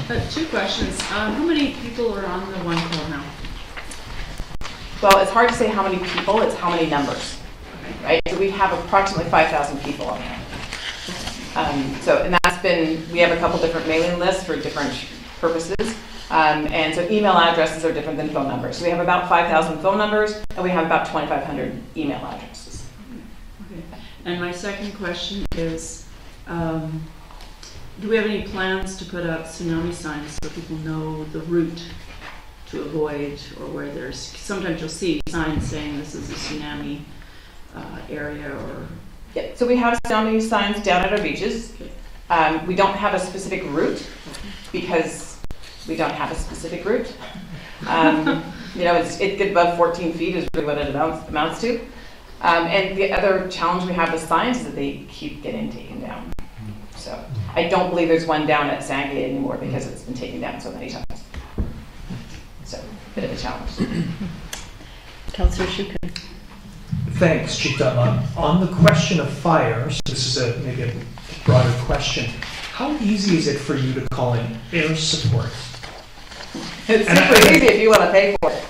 Okay, well, that's good. I guess I'm thinking about, I mean, we all feel it, like every day we're drying out, every year we're drying out, and the risk of a fire commencing and spreading very quickly is quite real. And it just, you call it, or the experience is these can happen in remote areas, so air support might be in order, but I hear there's challenges maybe with it. Okay. There are, yes. Typically for air support specifically, they don't drop on, they won't drop their load typically on homes and that sort of thing. We were very fortunate, if you were around when Petter Bay in 2004, I think, we had the big fire down at Petter Bay. They happened to be at another fire up at Detis Lake, so they came and did a load here, which saved our bacon, gotta be done. That was broom down there and going uphill. It saved that pretty little yellow house on the hill there. So what happens, we don't personally, like the municipality does not call out the helicopter, otherwise we end up paying for it at a very, very high rate. So we have an automatic response when there's brush fire. We have a mutual aid agreement with BC Wildfire Service. So they send their crews in. They go up in a helicopter, just take a look and see what they need and what is appropriate for any kind of water deployment. Okay. Or foam or whatever it might be. Yeah. Gotcha. So it really depends on the situation. They will make that call whether or not they need it. Now they do keep, not right now, I don't believe, they might have one helicopter here that can deploy any kind of retardant, but most of them right now are all up in the interior. Okay. And I thought I was seeing air tankers at the airport at some point during the summer. You might have been. They move them all around. Okay. Yeah, absolutely. Yeah. Great. So. Okay. Councillor Gray. Thanks so much, Chief Dunlop. Do you want us all, meaning everybody in Metchosin, to get on these two systems? Is that our goal? Yeah, so there's one email or one place that you need to, or one action you need to take, and that's to go to metchosinemergencyprogram.ca, and on the front page there it says sign up for emergency notification. I actually just sent an email out yesterday, so if you did not receive that, then you're not on the list. So highly recommend that you do that, and that one email to me gets you on all three systems. Thank you. I think I did the email. Okay. Okay. Anybody else? I've got one question regarding the HVRA risk assessment. So fires number one, then earthquake and structure fires. And so we typically in this age, we've deployed to other areas with a greater need for firefighting than we have at the time. What can you say, since we've got citizens in the room, about when we send trucks and fighters away, what we're left with, if you can give people some reassurance there? Yep. So just recently at Fort St. John, they had a severe fire situation, and we happened to be at a Wild Urban Interface Fire conference, and they went around the room and said, hey, we're panicking, we need people up there. And so they asked for our tender. And so we were able to send our tender, and our neighboring community, East Souk, has an extra tender that we were able to bring back here, and it's in our hall. And then, as you saw in one of those pictures there was a field there, and that we actually used one of their tenders at that call. So we work very closely with our neighboring communities to shift and share. Yeah. And we do have an automatic mutual aid now for fires, much like we do for structure fires. We have that automatic mutual aid in place right now for the summer months for our mutual aid partners. So they automatically come when that page goes out, they automatically come. Okay. Any other questions? Okay. Thank you very much. Okay. Very informative. Thank you again.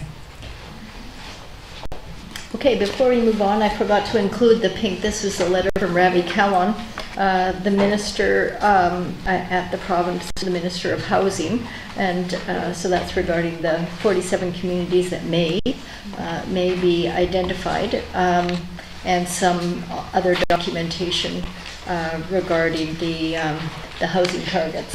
So if we could add this through a motion right now to the agenda as correspondence. So moved. Moved by Councillor Shukin, seconded by Councillor Gray.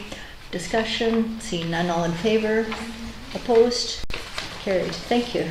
Remind me about that, will you? So I don't forget. Okay, first on the list, we've got the adoption of the minutes. This is on page 3 of your council agenda.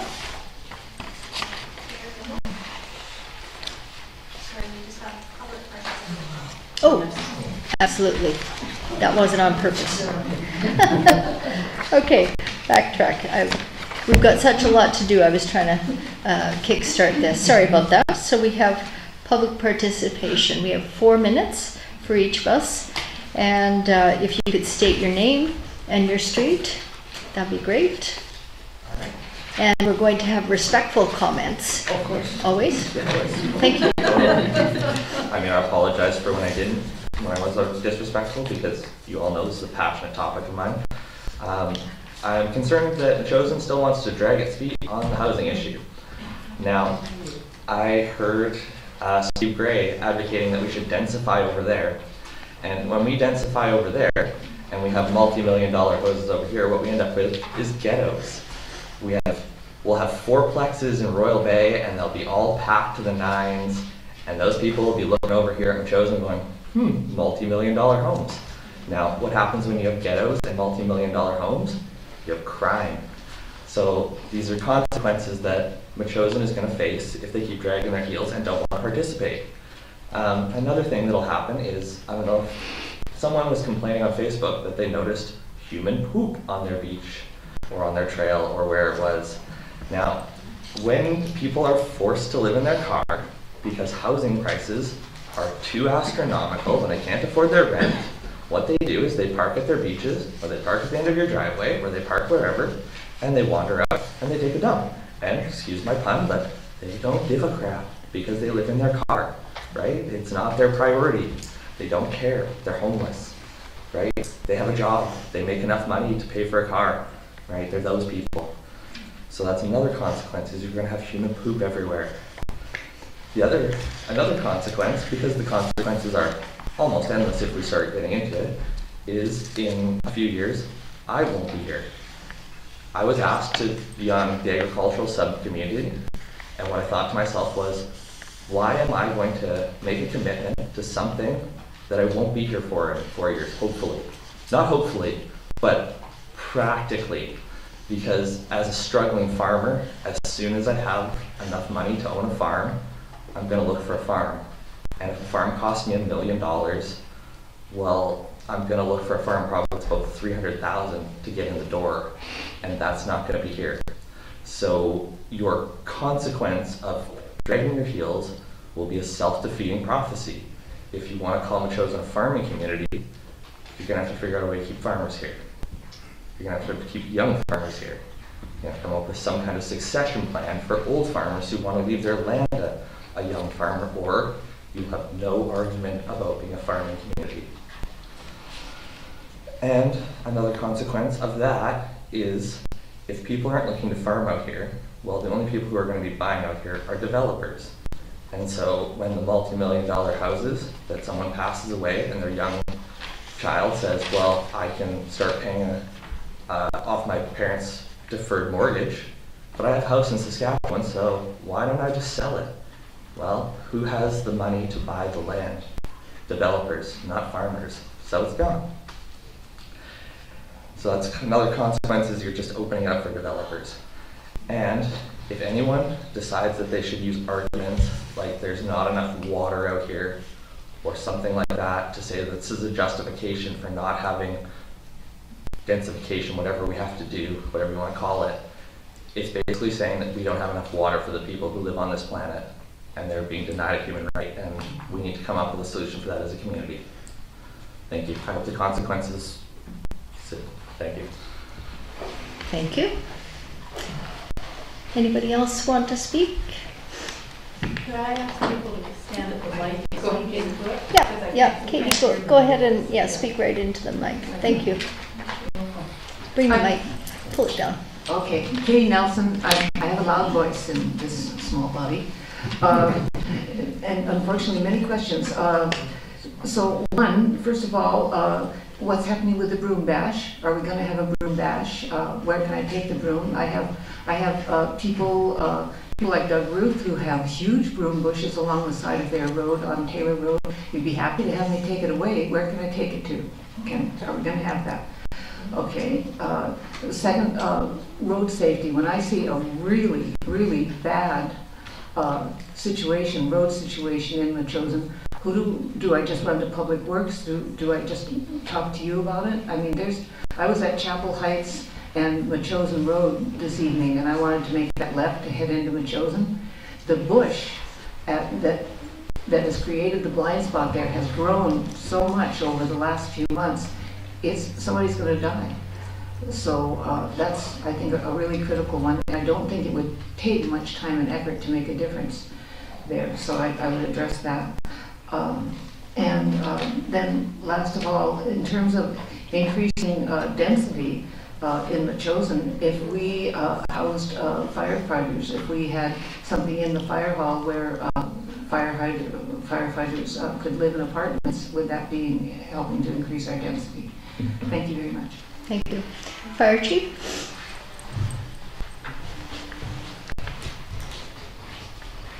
May I speak to all three of those Please. questions? Mm-hmm. All right. For starters, yes, and I apologize if you didn't get the email. I did send out an email regarding the Broom Bash 2023.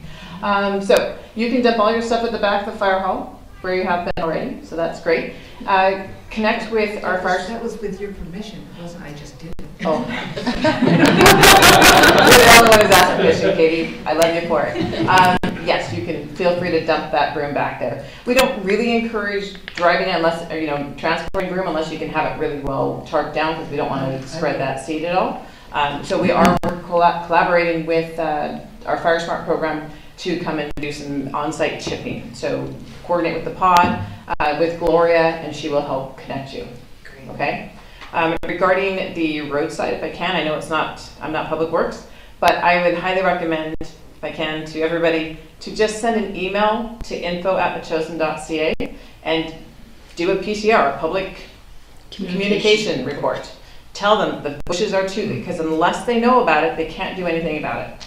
So that's the fastest way to get action, is to call or send an email to the district, let them know the location and what the situation is, and they will put it on their list of to-dos in priority. The other regarding housing of firefighters. I only have 5 minutes, right? So I think it's a fabulous idea. I don't know about answering the question to whether or not it ticks the box for increasing density. However, there are some other huge financial benefits to housing firefighters at the hall. Once you get 24, if you have people living there who are responding to calls, you can significantly change the grading for your home insurance and decrease the cost for your insurance. So just throwing that out there as in that planning, and hopefully it'll be included in the feasibility study. Thank you. Thank you. Anybody else for public participation?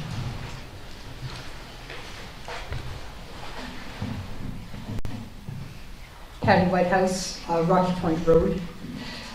With the nice weather, as I understand, I haven't heard these directly, but I'm hearing rumors of complaints about dogs on the beach, and dog poop on the beach, and the knee-jerk reaction of dogs should be banned from the beach.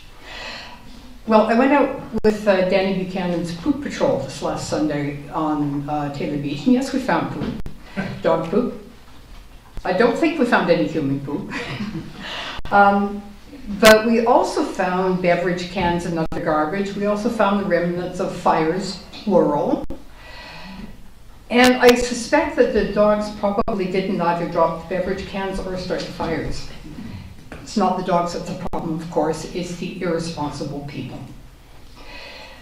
So the equitable response, rather than banning dogs from the beach, would be to close the beach to all users, and there would be no irresponsible people on the beach, and no fires, and no dog poop, and no beverage cans.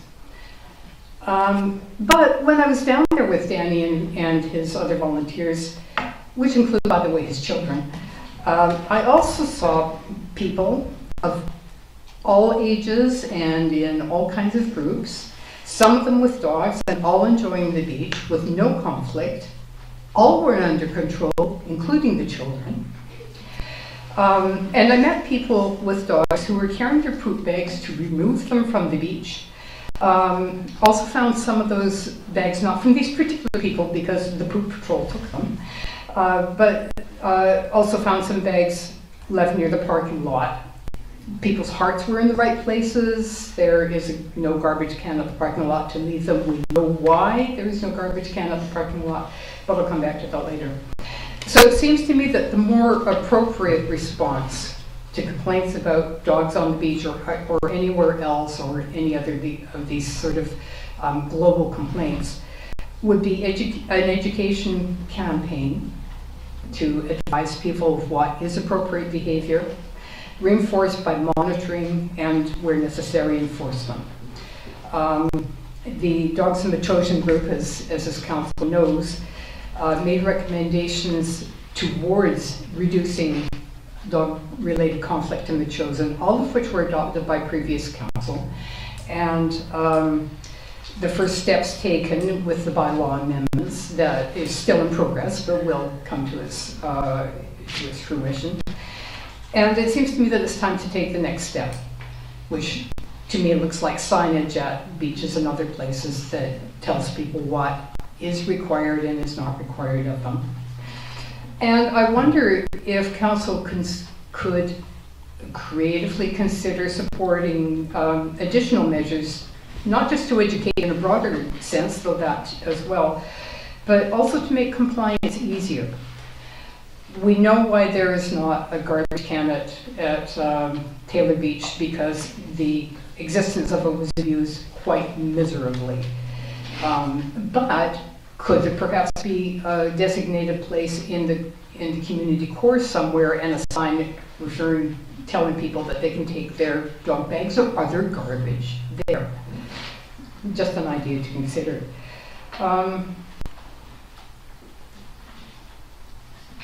And I think that's, also, yes, this other thing. There's always the question about, where's the money going to come for signage or enforcement or any of these other things.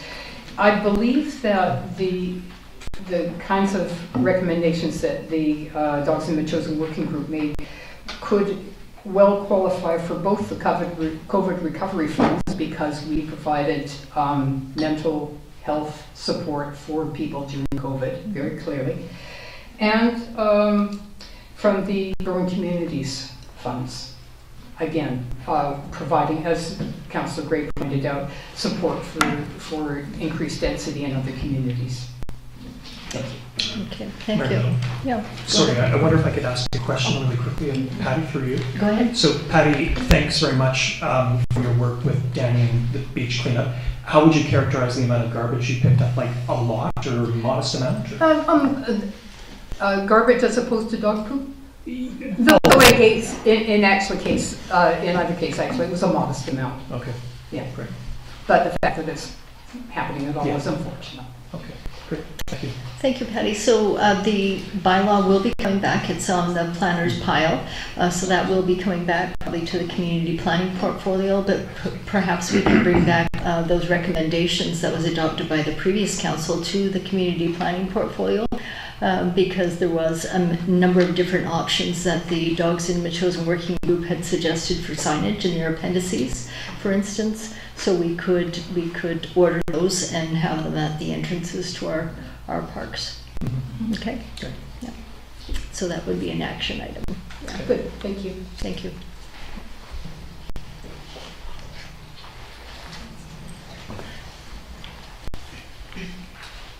Well, good evening, and thank you for letting me speak. I was online, I heard the conversation. My name. Yeah. Just a sec.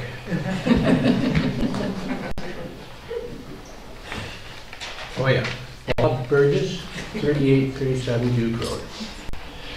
So I was listening to the comments about the treasurer's computer for the museum. First of all, I do want to thank you on behalf of the museum for approving that.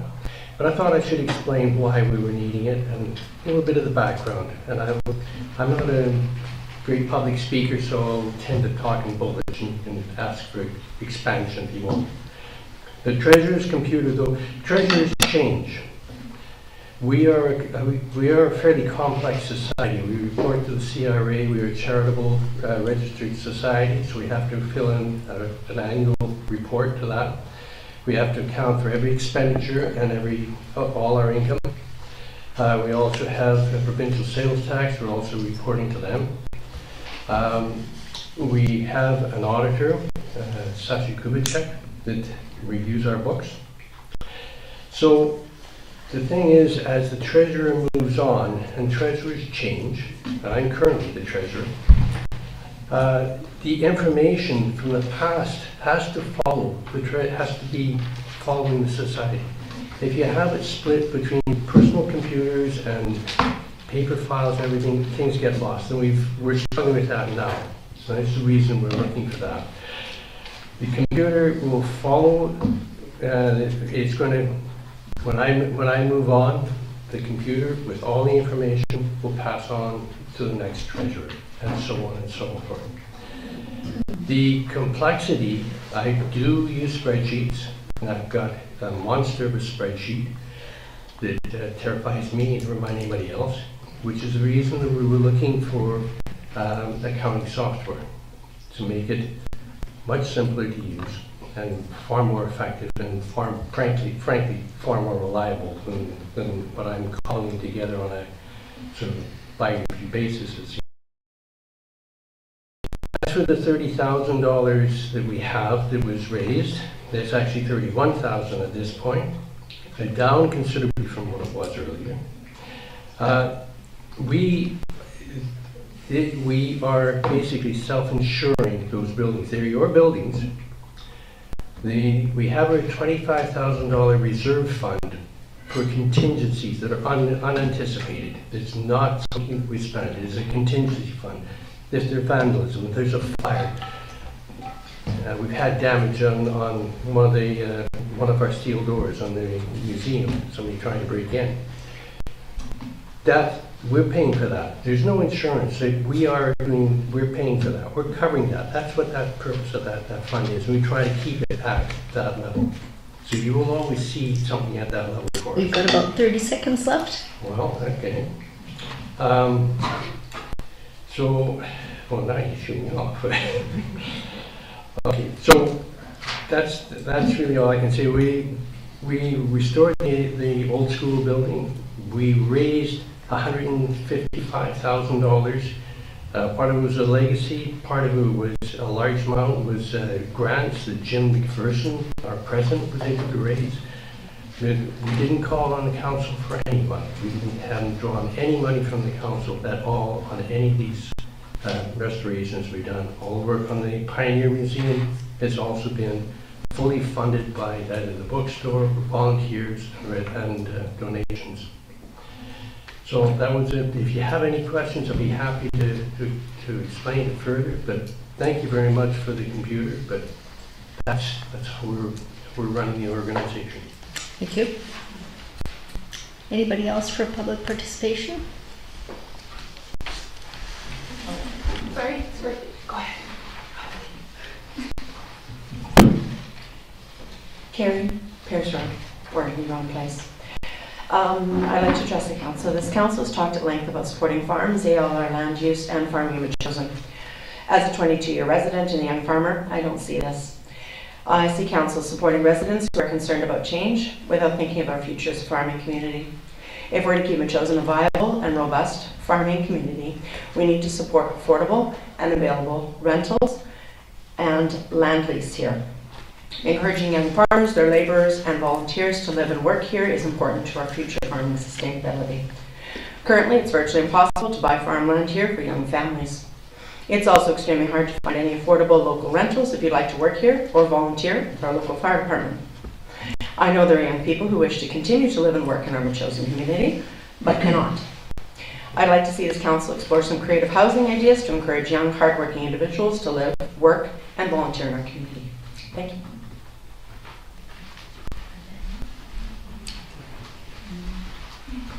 Rebecca Ashcroft, Rocky Point Road. I just wanted to let the council know recently that laws have changed about mortgaging.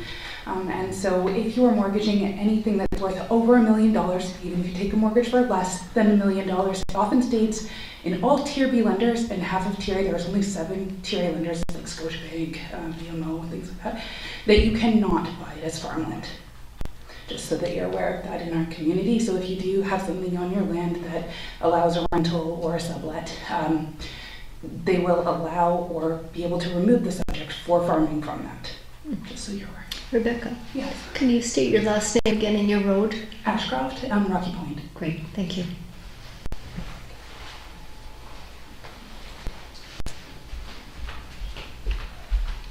Sarah, my chosen road. Sarah, Anthony, my chosen road. Hopefully the last one for you guys and can continue on. Of course, I just want to comment about the new version of the draft, and also read the letter from the Minister of Housing.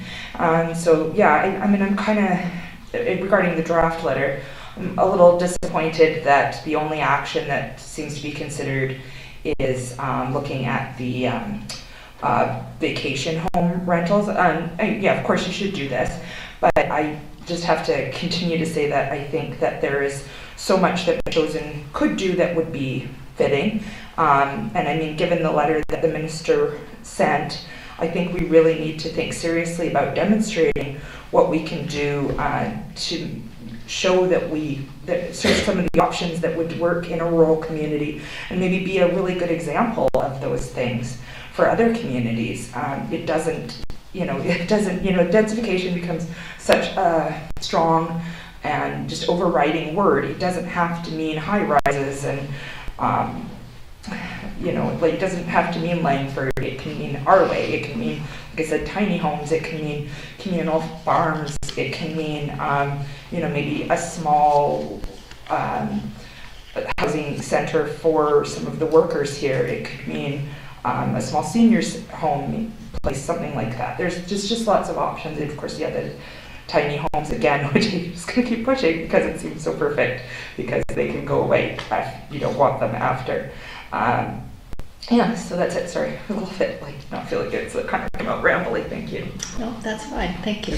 Thank you very much. Anybody else for public participation? Go ahead.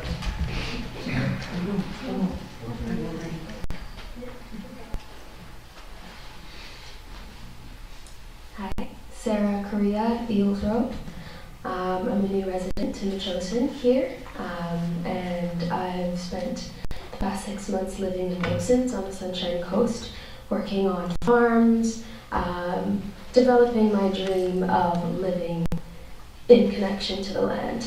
I am 22 years old and I carry the weight of the world on my shoulders. We are in the midst of a climate crisis. We are in the midst of a housing crisis. What a housing crisis means is a population crisis.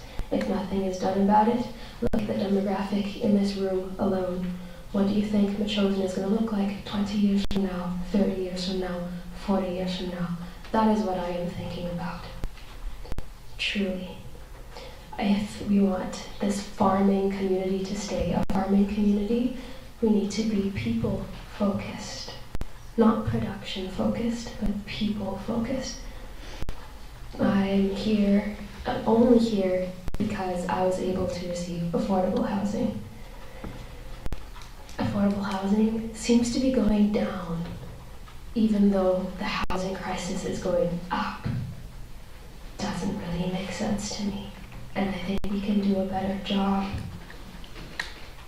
I look forward to learning how you guys work in the future, and I have hope that I can bring in more people my age here, and I have hope that we can see action taken to take steps towards building this community the way we all want it to be. We all want to live off our land. We all want to keep this small town keep it alive, keep the farm alive, keep the people alive, and the only way we're going to do that is by inviting young people. Thank you. Sarah, before you go, can you state your last name again and your street? Korea Eels. Thank you. Thank you.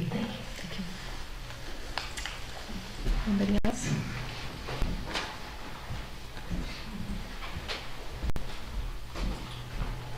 Mayor and Council, thanks for allowing me to have an opportunity to speak to you tonight. I'm speaking on the Good Neighbor bylaw. Unfortunately, in our neighborhood, we don't have a good neighbor. I'd like to thank staff. Last month, we had an incident in our neighborhood, and I phoned, I made a complaint, and within 24 hours, bylaw enforcement had contacted me, and we had a good discussion. The bylaw, which is essentially the noise bylaw, has been unchanged since 1995. I certainly look forward to changes with regard to exemptions. Currently, for use of power equipment, and my neighbor likes to do this, you can run power equipment from 7 in the morning to 10 p.m. We live in our neighborhood. We've lived there for 35 years, and the demographics have changed. We have about 3 new families. All kids are ranging from about 1 to about 12, and they go to bed early. And it's hard to go to sleep when there's somebody running a power saw or a backhoe till 10 o'clock at night. It's different this time of year, but this happens year round, and the guy does it with a headlight, so it's a little unnerving. I think currently that this draft is a little ambitious. I'd certainly like to see, rather than going to a first and second reading tonight, that possibly council consider getting more input from the public. I only found out about this bylaw being on, the draft being on the agenda on Friday, so it really hasn't given much time for this to really circulate. I have talked to a couple of my neighbors that live in close proximity, and certainly I think they feel the same way, that is 10 o'clock at night reasonable to be running power equipment, and I think most people in this room could agree that it isn't. There are examples in the package that other municipalities, certainly there's some issues with regards to fines and dealing with that. The district went to court about 3 years ago on a noise complaint from my neighbor, and it was, he represented himself, and the district had a lawyer, and actually he won. So it wasn't a good feeling for the neighbors after that. So certainly there's other examples. Maple Ridge has a good example of dealing with folks that misbehave, and maybe that's something that the district or the staff could look at. Certainly the times here that are used as examples in the community are more in keeping. I think, I don't see any here that are listed as examples at 10 o'clock at night. I just think that's totally unreasonable. Thank you. Thank you. Thanks, Brent Donaldson from Chalicer Court. Katie. Katie Nelson, William Head, and this is regarding correspondence for action. Laura St. Jean, 14th Wandafuka Scouting, request waive fees for use of municipal grounds. I really hope that you will waive the fees for these scouts, because they are doing a lot of work from the Chosen, the work that they've done on the bike jump and stuff. Of course, it was something that they benefit from, but they also did a great weeding job in the back here, getting rid of stuff that would have been a fire hazard growing right up onto the building, and they've adopted a Gary Oak in the Old School Museum parking lot area there. They do a lot of good work here, and I think we shouldn't charge them for use of our grounds. Thank you.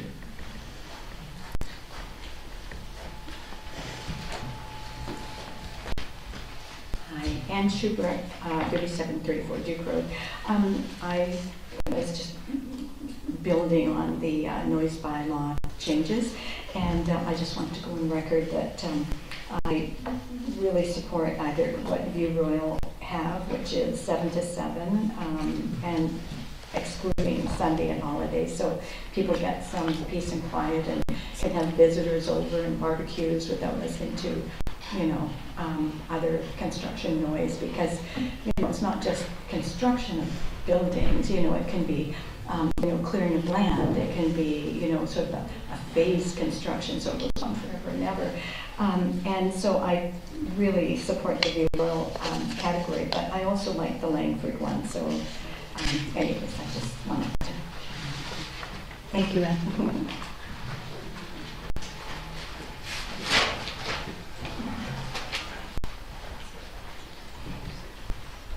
Hi there, Mike Ballard, Gluten Road. With the noise complaint, quite often when I get home at night, it's 7, 8 o'clock at night. That's the only chance I have to do any yard maintenance. I'm on a small 2-acre parcel with a lot of gardens, a lot of weed eating, a lot of lawn mowing. I do it all by myself.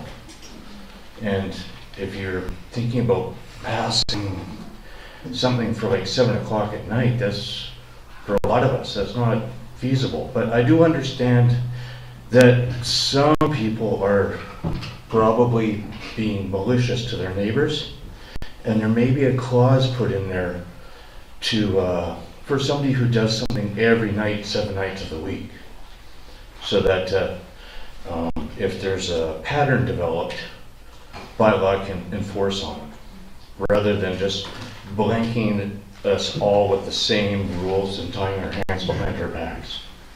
Thank you. Thank you. Is anybody else for public participation? If not, we'll move on to the adoption of the minutes. Thank you, everybody, for commenting tonight. So, turning to page 3 of the council agenda, we've got the council meeting minutes from May 15th. I just wanted to note that at item 10A,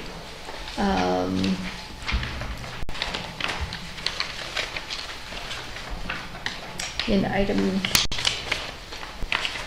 10A, I wanted it noted that the motion was defeated, or we all voted against us, because in the meantime we had received information that the notices would be received too late.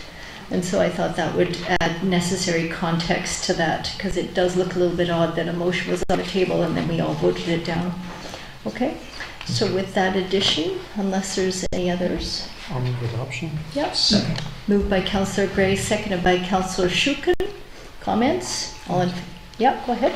I just had a couple of points to ask about. One was about the, just in regards to the 4696 Beckingham Road.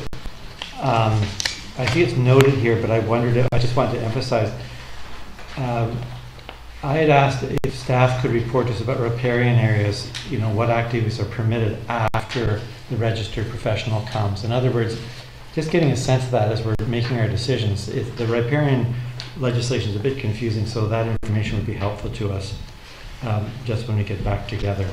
So more than just a discussion, I was hoping we might hear a little bit about that.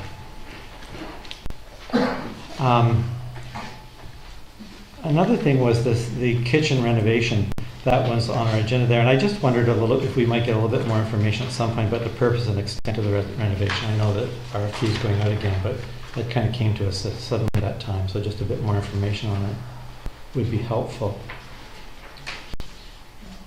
And the final point, I wondered if I might add something. We were asking staff to let us know about the BC Energy Step Code.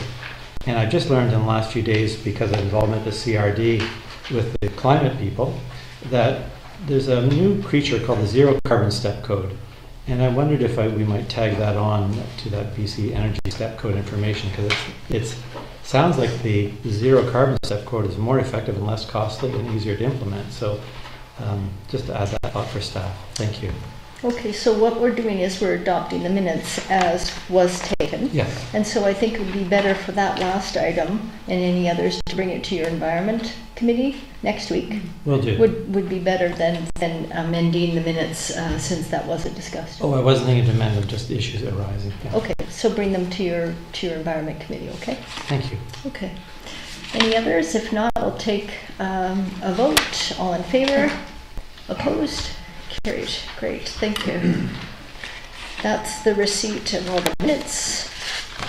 The mayor's report. I just wanted to start off by saying we had discussed the grant and aid program earlier this evening, and I'd like these to be ratified at the council meeting. The following organizations have been giving grants. I'll just read them out. The Capital Bike, $500. The Intermunicipal Advisory Committee on Disability Issues, $250. Wandafuka Performing Arts Center Society, $300. Metchosin Museum Society, $800. Metchosin Preschool Society, $1,500. Prince Edward Pacific Number 9 Branch, the Royal Canadian Legion, $350. And Vancouver Island South Film and Media Commission, $1,300. With that, I'll take a motion to accept the recommendations from the Finance Committee for these agencies. So moved by Councillor Donaldson, seconded by Councillor Gray. Any comments? No? If not, I'll call the question. All in favor? Opposed? Carried. Thank you. So on page 11 is my mayor's report. So those in the audience that haven't been here, what I do is have a written report for one of the council meetings and then a verbal update for the second. I was sort of hoping that after 6 months things would be slowing down a little bit, but it seems to be intensifying, so I've been very busy. We did have an island health update for local leaders on May 26. Leah Hollins from the board chair for Island Health, as well as Kathleen McNeil and the executive leadership team was on the meeting. They wanted to talk about a number of different things, including the toxic drug supply.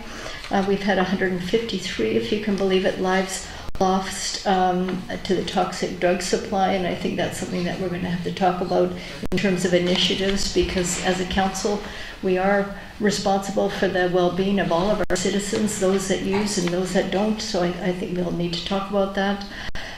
They want us to think about preparing for hot weather. Unfortunately, the fire chief has also thought about this in terms of what do you call them? Not wet stations, but sprinkler stations, cooling stations. Thank you. So all this initiative that the province was talking about was because during the heat dome events of June of 2021, there were 55 lives lost in BC.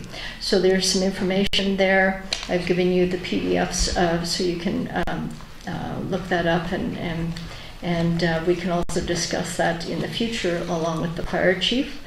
Of course, the World Health Organization announced that COVID-19 is no longer qualifies as a global emergency. I talked to Bonnie Henry that day, actually, at Government House regarding the announcement, and she said she was texting other health officers around the country about the announcement. So even though the WHO has declared that it's no longer a global health threat, it continues to be a threat, especially to the population who are immune compromised, as well as those people who chose not to get vaccinated. So please be vigilant as well. And then the third item was about the BC CDC survey, which is really interesting. They've asked us to speak, to respond to the third Speak Popular Health Survey, and the link is there provided in my mayor's report. The second thing is the mayor and chair's seasonal preparedness. On May 8th, I participated in a technical briefing regarding seasonal floods. So this is actually now out of date, even though it was only May 8th. The fire chief did note earlier this evening that we've had 48 coastal fires. So the province is asking people to conserve water, to be fire smarting their buildings, follow the guidelines and the advice of the fire chief. We possibly will have deployment this summer, we heard. Another interesting statistic is of the 146 fires that were reported in BC on May 8th, 92% of the fires were human caused. So please be careful out there. Let's see. And sign up for the POD program, please. I've got a Capital Regional District update here. And then the almost second last item is the Vision in Bloom event, which was a delightful event to attend at Royal Roads. Councillor Donaldson talked about it. It was really a fun day. We were invited by Dr. Philip Steenkamp, the President and Vice Chancellor. All the West Shore mayors and many council members were there to celebrate the Royal Roads University Farm. So they're planning on putting in a medicine garden, planning to revamp their greenhouse, the farm there as well. What was the third thing? Indigenous. And an Indigenous garden. And what Dr. Steenkamp said is, our garden is your garden. So please, chosen residents, go out to Royal Roads University and see the magic that's happening over there. Other events that I've attended, Sarah Beckett Run, the ribbon cutting with the skate park, a tour of Satin Flower Nurseries. We've got the Machosen site for Satin Flowers Nurseries, and it's certainly going to be a highlight, and is a highlight of Machosen. I've attended an integrated police unit webinar update, a tour of the local school, Sunday markets and others. So it's been rather busy. Okay, yeah, go ahead. Can you comment on the presentation at the Vision in Blue? Oh, yeah, that was the major point. Thank you. Yeah, so the major impetus for the presentation was that the TD Canada Trust donated $196,000 to Royal Roads University for this initiative. And so $196,000 is no small chunk of change to be used for rejuvenation of their gardens. So we thank them all. Actually, I noted that in my report to thank Mr. Gray. Mr. Bruce Gray was his name. And TD Canada Trust has also committed to donate $1 billion with a B to community initiatives across Canada in the next decade. So they told us to look for the grant applications. So that's great. Thank you for the reminder. That was the point of the whole day. Thank you. Business arising on page 15 of the. I've done the recommendations from the grant and aid disbursement. And on page 15, we have the draft letter. So this draft letter was written the 22nd. Actually, it was written before they're revised on the 22nd. We only received the correspondence this morning. That is here on the pink. So that's why they don't exactly reflect each other, because we just received this today. But this is a draft letter that we did want to send. We've seen it once. Does anybody else have any comments regarding the new information that we received? And did you want to say anything different? Councillor Gray. Yeah, I mean, this new information just makes me realize that we've got a lot to learn about what's going on here. And I guess, I started something off as kind of a different letter than where we started from, but putting that aside, I'm interested in learning a little bit more about this. And you've met with our MLA, which is great. There's 10 communities that have now been listed to be on the hook at the beginning here, and it's not clear, what will happen in those 10 communities. But I think by December they'll have moved ahead with it.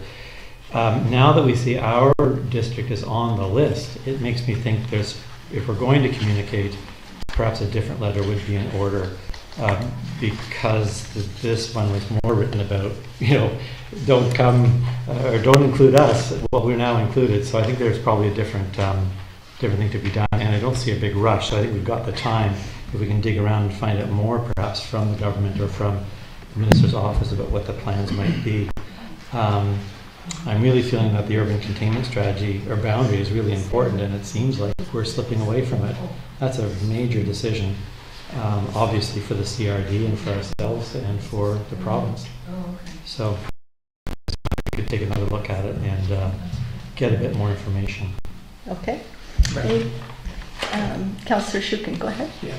Thank you very much. I support the letter, and I would support sending it. I do hear what Councillor Gray is saying, and I think that there are a few small edits that we can make to reflect the fact that some elements of the policy have come out. But I think it's actually because of that, some of the elements have come out. I think it's doubly important that we connect with the province, we share information with them about the limitations we have on growth, and signal that we're interested in discussing their program with them further.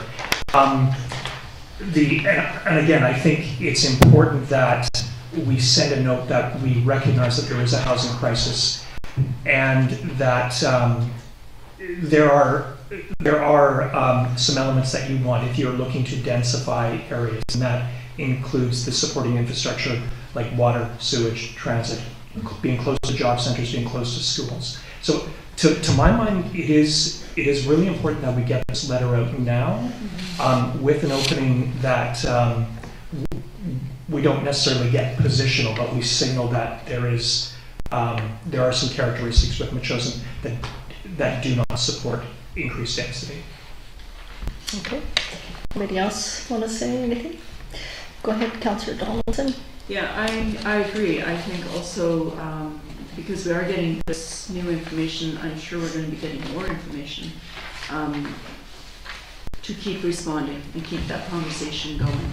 I think this letter has definitely evolved. It's taken in some ideas that some of the residents have also shared at public participation. So I think it's ready to go. I only had one sort of just semantics, I guess, is are we underlining and bolding, or are we going to do one? Yeah.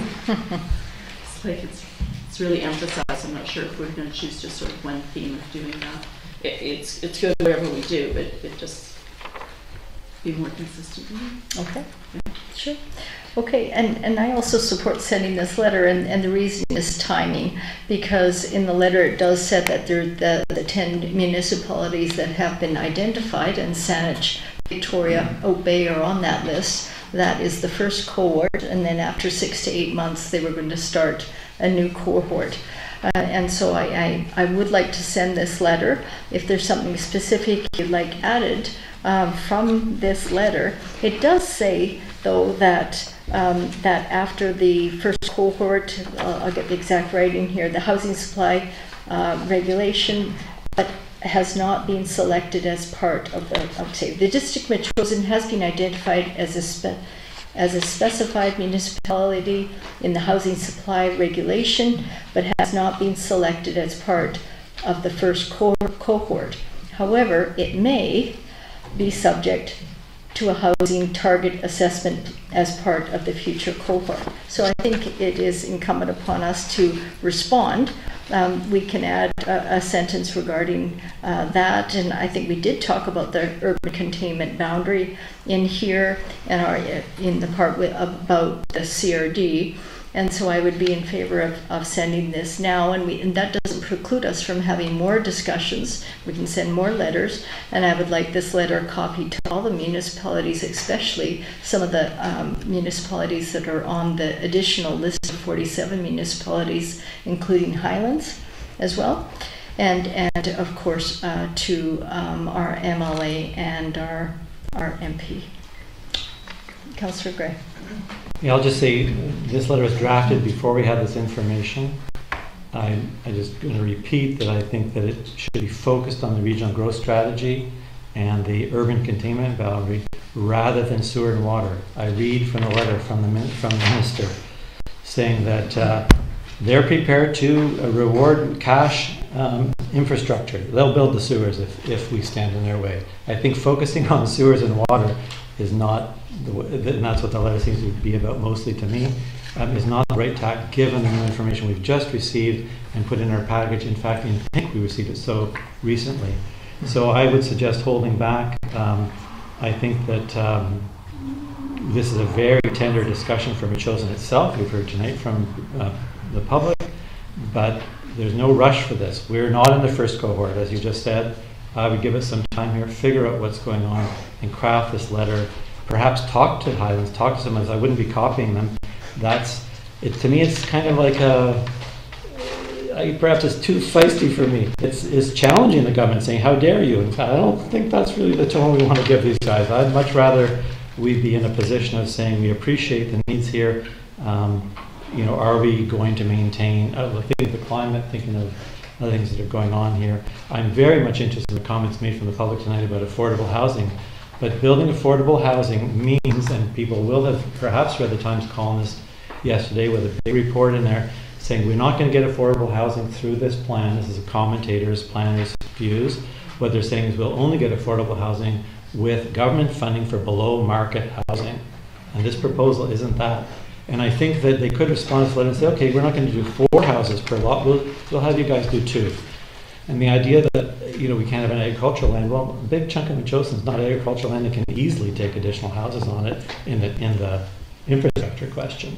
So I make my argument, but I appreciate that others may not feel the same way. What do you think? Any comment?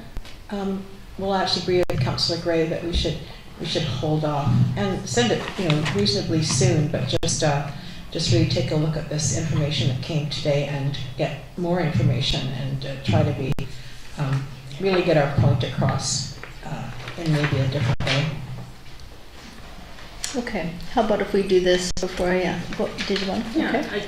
So those are really good points. But I'd like to know what could we add to it. I don't think taking anything out. I think urban containment boundaries in there. Yes, I think it's important to mention what our land use is capable of here. This is why we have sewers. We don't have sewers. Rather, we have septic, and we have different zones where you can't even have that sort of stuff. It has to be the setbacks to where wells are and that sort of stuff. So it's descriptive of what we do have here, what we are faced, that to densify is quite a lot different. So I'm just curious as to what other things could we add to it to embellish it to be more convincing. And I'm sure it's not going to be the first letter we sent, and it's not much different than and I don't see it as feisty. I do think it's pretty honest, similar to the anchorages and the old growth and other concerns our community has. Okay. Go ahead. Yeah, I continue. Again, no disrespect to Councillor Gray's observations, and he's made some interesting observations tonight about the housing strategy. Still, I do not believe that this is a confrontational letter. Agreeing with Councillor Epp, it is truthful and sets out some of the core characteristics that make increased density in Metchosin incredibly challenging and just downright unproductive for the potential residents in terms of sewage and water. And again, I think I've noted before that those of us who are in wells are beginning to notice a drop in the amount of water that we have available in the summer, and that's happening in really dramatic fashion. So the thought that somehow government might step in and push through sewer and water, that essentially would change the very nature of Metchosin, but I don't think we're going to provoke that with this letter. So yeah, I don't think it's a feisty letter at all. I thought it was pretty well written. We could change the bolding and the underlining and include a paragraph up front that we've now received this letter, and we're grateful for the communications. Maybe we can add a sentence or two about the urban containment boundary, but I think it is worthwhile adding that we don't have sewer and we have a lack of water on a fragile aquifer.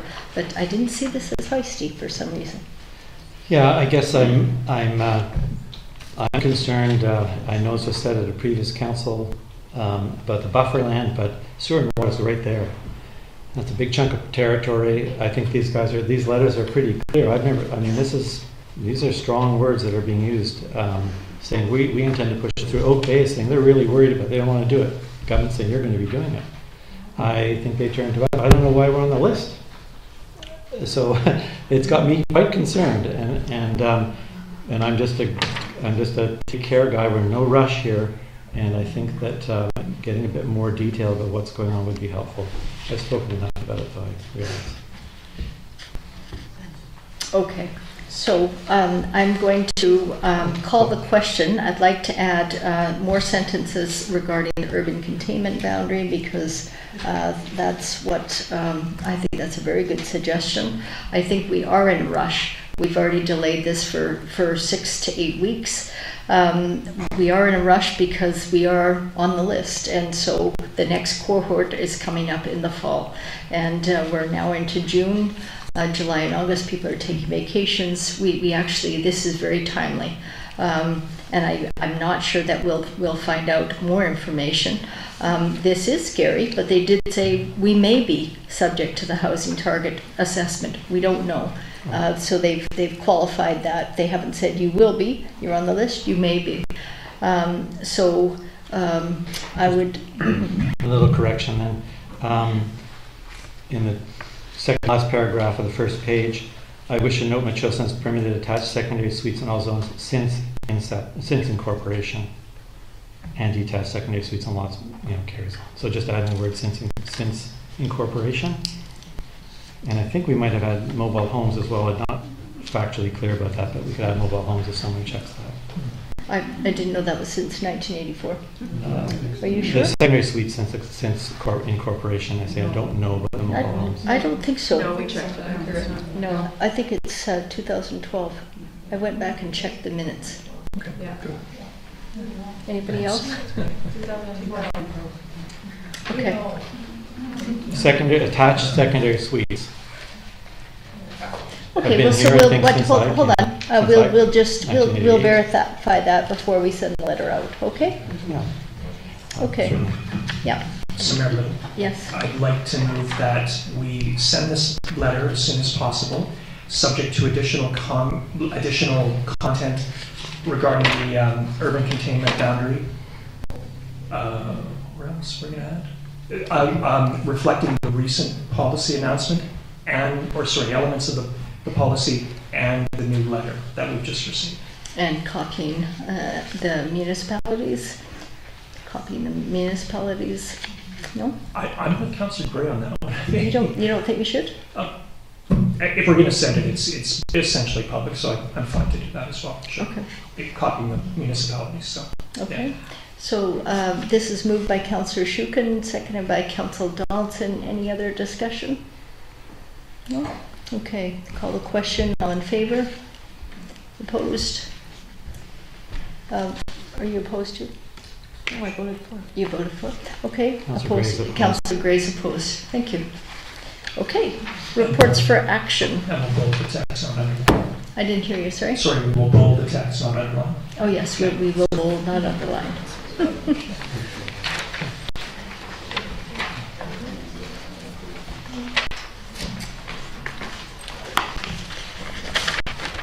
On page 17 of the agenda, we have reports for action. We have the staff report 2022, the District of Metchosin annual report.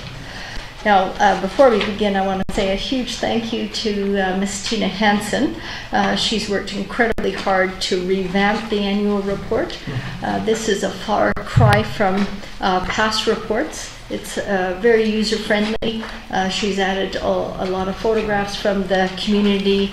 Our strategic plan is there, an update from the fire chief.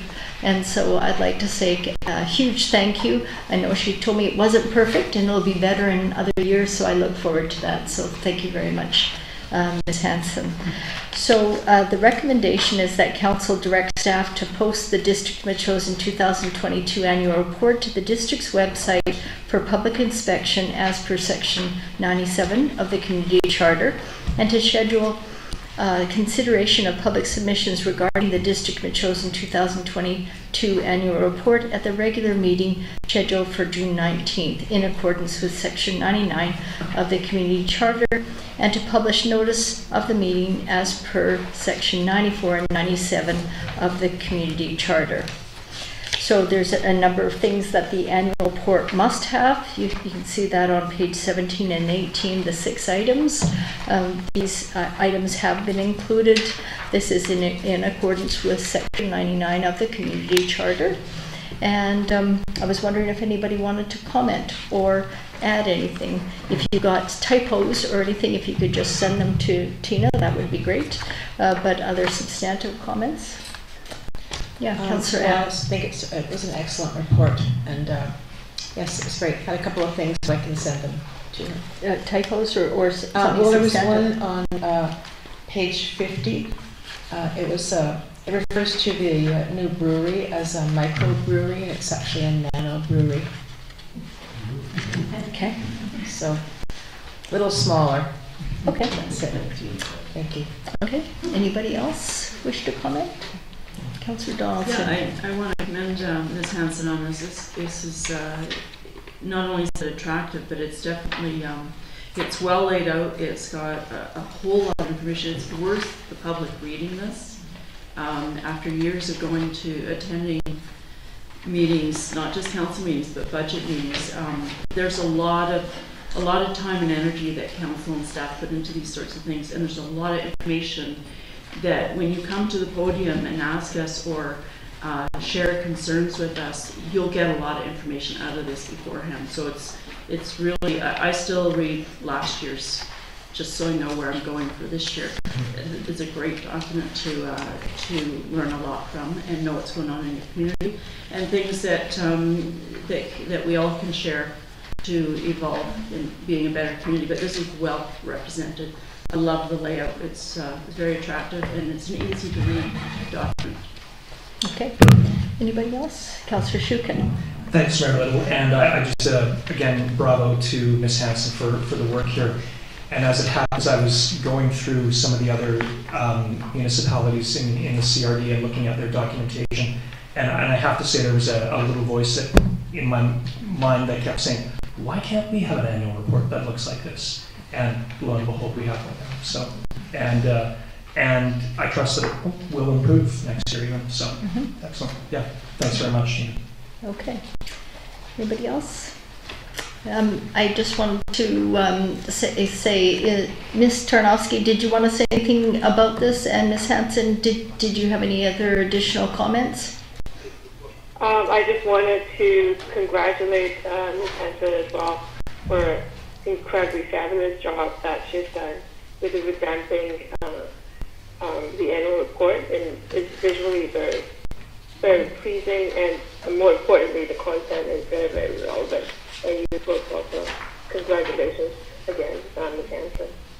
Okay, thank you. Ms. Hanson, did you want to comment besides the report summary that you have here on your report? I don't have anything else to add other than the notice will be published in this Wednesday's Gazette, and the annual report will go on the website tomorrow. Okay, great. So it will be on the website. We're looking for public comment. Okay, great. So the recommendations are here. I read them out. Would somebody like to move the recommendations? Moved by Councillor Donaldson, seconded by Councillor Epp. Discussion? All in favor? Opposed? Carried. Great. Thank you very much. Okay. Correspondence for action. The first item is Laura St. Jean, group commission from the 14th Montefeuca Scouting. They've got a request to waive the fees for use of the municipal grounds. And this is on page 105 of your council agenda. So this is for June 17th from 5 to 7. They're requiring the field and the stage for their end of the year barbecue and AGM. 40 to 80 people, and I concur with Katie Nelson saying that I think that we should grant them their wish. They're great community supporters and volunteers. Anybody else wish to comment? I'll just make a motion that we waive the fees for this event. Okay. Moved by Councillor Epp, seconded by Councillor Donaldson. Comment? Questions, concern? If not, I'll call the question. Yeah, I just want to elaborate on this. It's great to see young people out there engaging in their community and actually having fun. And one particular night, while we were sitting here, nice and warm, pouring rain out, and they were taking photos, and they were out there just having a good time doing it. Well, I'm assuming they're having a good time. I don't know, but they were doing great stuff. So this is the nice reward. But I just want to elaborate a little bit on their AGM. It is the time that they bring all their families out, which is why they're up to 80, and they try to recruit the parents to get more involved and you know, take on a leadership role, or you know, take on a bottle drive, or you know, dig out the brambles roots so they can keep growing back. But it's a recruitment thing too, so it's an appreciation, and their AGM. Yeah, it's a complete circle, so it's good again for them. Okay. Thank you. Okay, great. Anybody else? Seeing none, I'll call the question to waive the fees. All in favor? Opposed? Carried. None. Thank you. Okay, the second item is a proclamation. So we haven't had one of these this term, but many communities, like the City of Victoria, receives a ton of them, and they actually devote a meeting to them because it takes so long. The only caveat, and this is a letter from the ALS, the Amyotrophic Lateral Sclerosis Society, and I do support the research into ALS, and I'm very grateful that there is a provincial society. The only caveat is that if we do proclamations, we have to consider all the proclamations. Not saying that we have to we have to grant them all, but we have to at least hear them, and it would increase staff time. Because a proclamation would have to be made and put on the website. So it's really up to council. I'm fine either way. It's just that we will get them from time to time. This was asking to declare June ALS month. Okay. So what do you think? What would you like to do? It's up to council. Go ahead. Just a point of information to say that June is declared in Canada as ALS Awareness Month already. Mm-hmm. They would like us to proclaim it. Quite. I just wanted people to know it is in fact declared as Canada-wide ALS Awareness Month. So I gather we have a policy of not doing declarations in the past. So it's okay with me, given the amount of time and energy that goes into it. We could put a link to the minister's announcement in Ottawa on our website, if that made sense. Yeah, okay. We don't have a policy, we just have a past practice. But if you would like to consider this, we can. I hear from Councillor Gray that he doesn't really want to, but that would be an easy ask to put this on the website that ALS, the June is the ALS Awareness Month. Thanks, Mayor Little. I'm happy to stick with past practice as well. Okay. So. I agree with that too. Okay, sure. Okay, so we will not do a proclamation on this, and any other proclamation we won't consider. Is that what we're saying? Go ahead. So could we do, as Councillor Gray suggested, and you know, we have newsy bits that we put on our website, put a link there saying this is happening this month, where it times itself out at some point, right? Sure. Just like the backpack project, that sort of thing. Mm-hmm. Okay. As a notice. Yeah. Okay, so that's an action item to do. Okay, thank you. Let's move on. This is the correspondent for information. We have the CRD annual report on page 109 of the council agenda. It was timely that we received this because we had also received a presentation from Ted Robbins, Mr. Ted Robbins, the CEO of the CRD, and his executive staff. Did anybody want to comment? It's actually a heavy read. There's a lot of information here, and I encourage residents to go through it because we do quite a bit of your tax dollars goes towards the CRD, where they provide the services for the region. So anybody else have any comments regarding it? If not, I'll receive a motion to receive the report. Motion to receive. Moved by Councillor Donaldson, seconded by Councillor Gray. Comments? No. Call a question. All in favor? Opposed? Motion carried. The second thing is the Victoria Family Court and Youth Justice. This was a letter. We've gone back and forth. Advocacy letters. This is on page 137. This is a letter that I wrote as chair of the Victoria Family Court and Youth Justice. We thank them for the funding for the Greater Victoria Mobile Youth Services Team, for the interim funding, asking for more sustained funding. So this is a letter for your information. So I'll take a motion to receive. So moved. Moved by Councillor Shukin, second by Councillor Donaldson. All in favor? Opposed? Carried. Thank you. Okay, we've got some bylaws to consider here. First of all, on page 139, we have the staff report, the District Chosen Council Code of Conduct. We've already seen this twice before. We're going to go through it again. I just wanted to note that there was, I was going through the document that I sent you later on today, the document that we received from the lawyer, and then this is the document that was amended by our staff. Unfortunately, there was a number of errors regarding, for instance, the first one was number 27, the corporate officer shall keep record and advice. Under the section 28, it was actually under the 26. So when the pagination happened, some of the inside information wasn't updated. So I think that's important for us to get all that right before. There was quite a few of those to get those right before we actually sign off on them. And then on page 169, there was Ms. Tarnowski, do you have the code of conduct with you? I don't have it handy with me. Okay. Sorry, no, I'm actually looking at.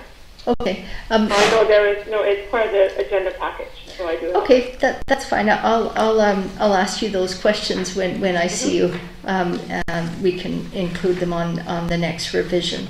So, does anybody have any comments? We had gone up to interactions of the council members, I believe, or did we get to the improper use of influence?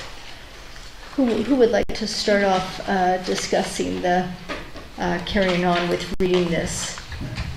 Mary Lou, sorry, just for clarification, is the draft in front of us has it been revised at all based on previous comments? No.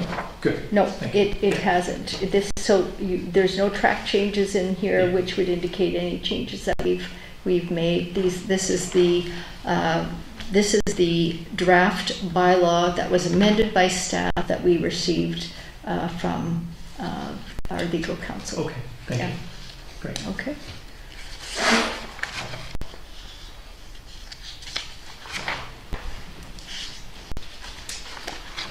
So, Ms. Hanson, if I can just get some direction from you, what would you like to see us? So there's still a number of things that need to be addressed here. Would you like us to do first and second reading?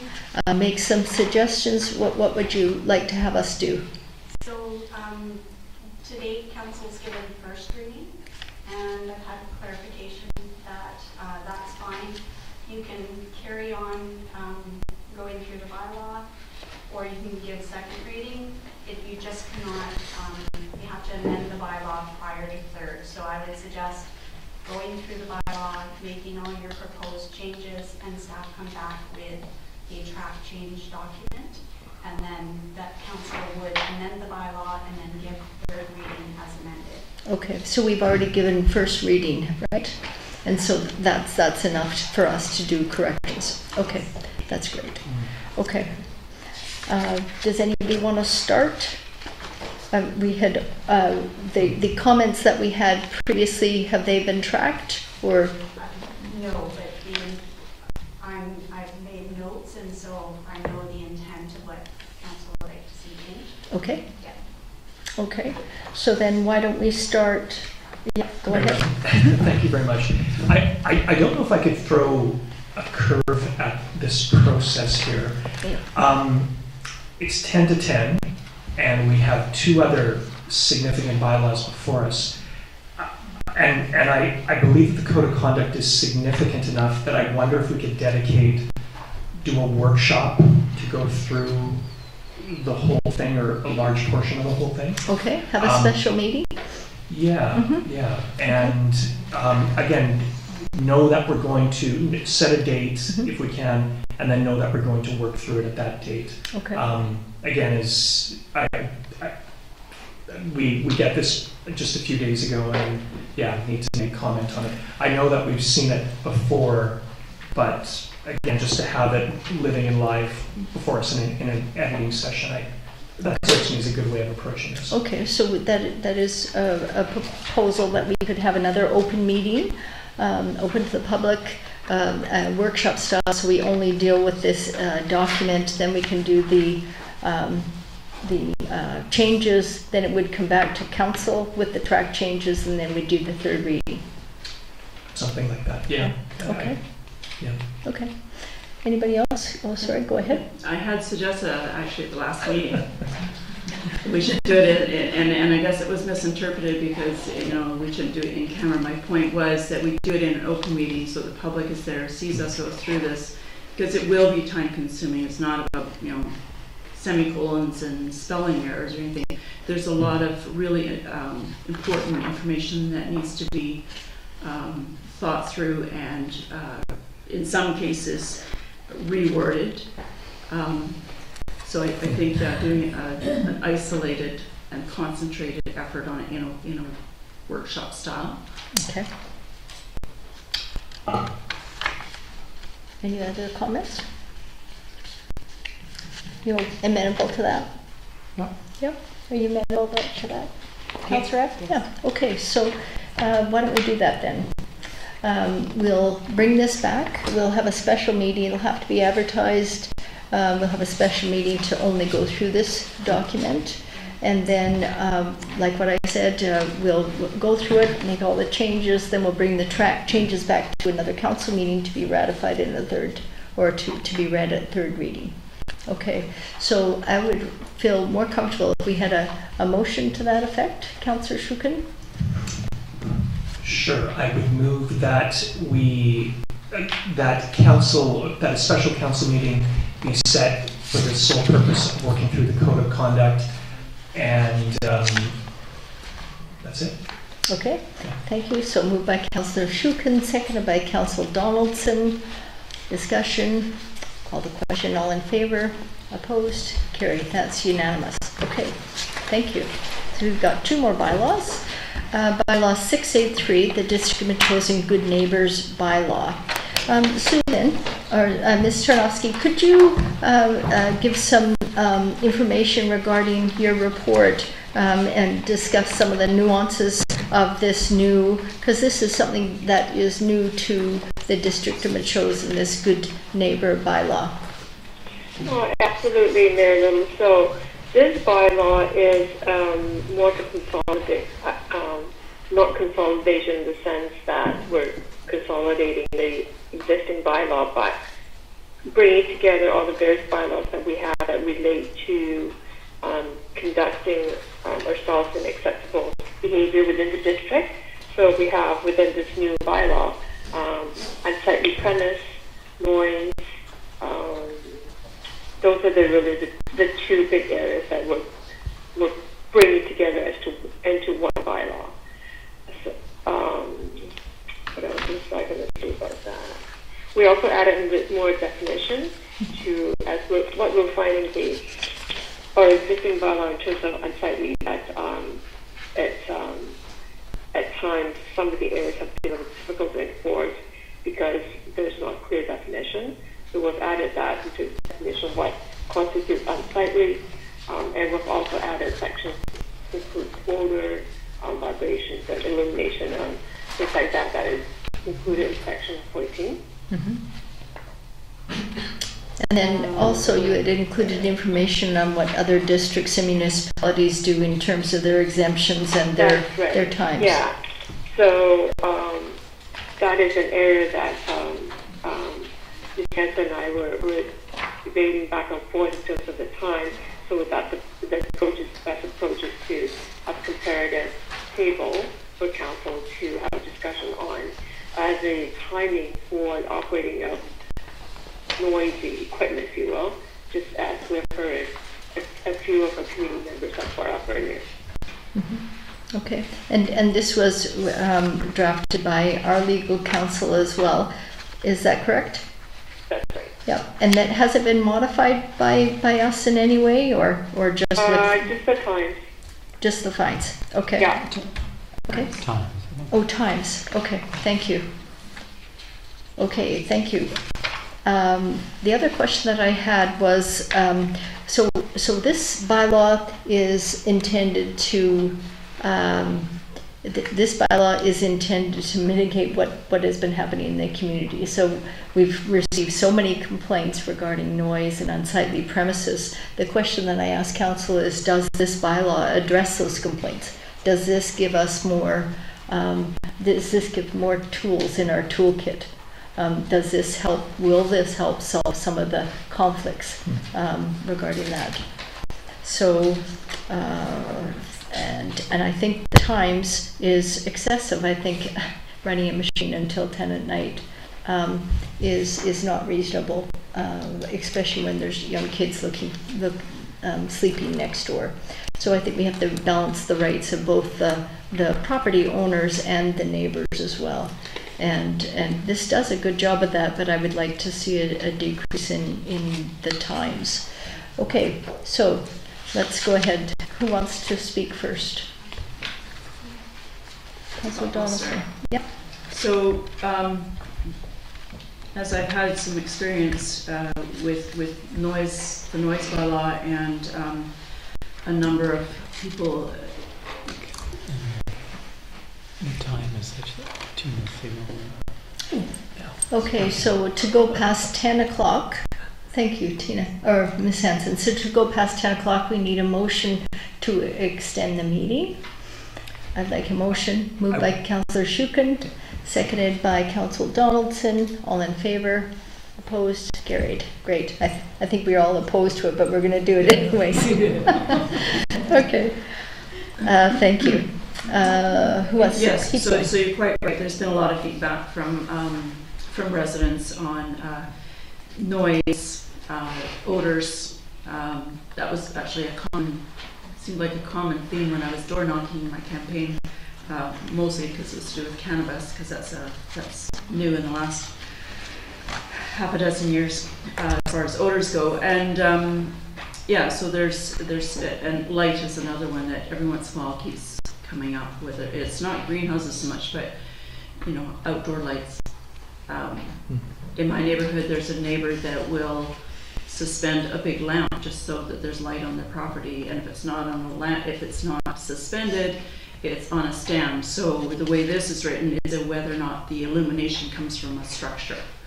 So that's a detail that I hadn't thought about until I read it and heard about this in the neighborhood, that this was happening. So that would be one for the illumination. As far as the noise bylaw, certainly the time is not really any different if we're going to only reduce it by 1 hour to 9 o'clock.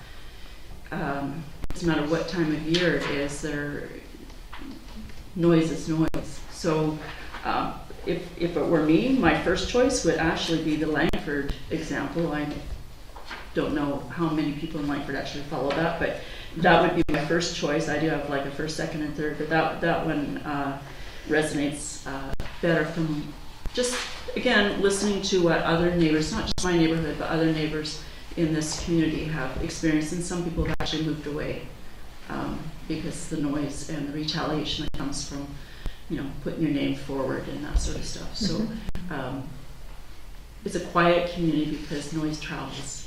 So it's just a matter of finding something that works, whether it's 8 to 8 or 7 to 7, and which days, holidays, Sundays. Okay. So people don't work 7 days a week, so there will be times off to do yard work. So you're a proponent of the 7 to 7, Monday to Friday, 8 to 5 Saturdays, prohibited Sundays and holidays unless authorized by a permit? Yes. Okay. Who else? Were you finished? For now, I am, yes. Okay. Okay. Councillor Shukin. Thanks, Myrtle. A few comments. First of all, I think it's a very good move, and thanks to Ms. Tarnowski for bringing this all together. noise, odor, unsightly premises. I think it's a good move to bunch all these together. I have a few comments though. One on definition. If you go to public view, which relates to unsightly premises, it's actually fairly limited. Visible by a person from a highway or an occupant of adjacent property. So it does not allow for an unsightly premise that might be visible from a trail or a viewpoint, for example. And I think that's significant to keep in mind. Okay. So again, the modification could be or a publicly accessible viewpoint. And in terms of noise, just say that again. Or from a publicly accessible viewpoint. Viewpoint, yes. Okay. And again, subject to review by legal counsel. And I have, in terms of the times, the exemption times, I personally feel like 7 is maybe a little early. 10 is definitely too late. And you phrased it very well. There is a balance of rights that need to be respected here. But I say as the evening goes on, the rights should fall to those who want peace and quiet in their property. So finding that right time is going to be a challenge, I think. But I mean, I feel we've got 7, 8, 9, not 10. So one of those. But okay. On a larger basis, though, the one thing that I wanted to mention is that there was a speaker earlier who mentioned Maple Ridge and the bylaw they have there. And it is a specific bylaw called the Nuisance Prohibition Bylaw. And what it does is there's a provision there that if directed at repeat offenders. And so if you have somebody you have to go back to bylaw or the RC you have to go back to on a regular basis, after the third time, you begin to pay an administration fee for those visits if they're proven to be justified and founded. And the cost for this, it's a fee of $1,000. There's a visitation fee and then there's an administration fee or something like that. What's interesting about the fee is it can be applied to your taxes.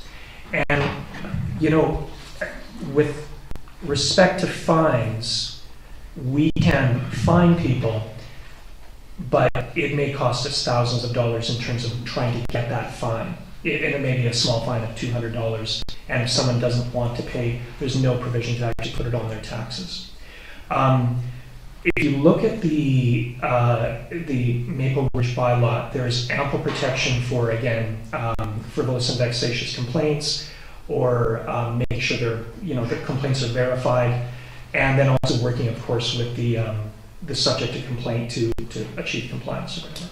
So I like the general layout of the Good Neighbor bylaw, but I think there's room to introduce something like the nuisance prohibition bylaw, or build that ability to charge a fee for repeat visits. And I think it would be interesting to have our lawyers assess how we could maybe do that, again, subject to council's view on this as well. And were you suggesting that we add this in between the noise and the temporary noise permit section? Yeah, or when I originally looked at it, I thought it was part of their general nuisance bylaw, but it is a bylaw unto itself. Again, it's called a nuisance prohibition bylaw, and it allows, again, for the paying of fees for repeat visits. Okay. And those are significant. The way they have it here, it's significant repeat visits, not just, again, just significant. So that would be an additional bylaw. Would anything within this bylaw,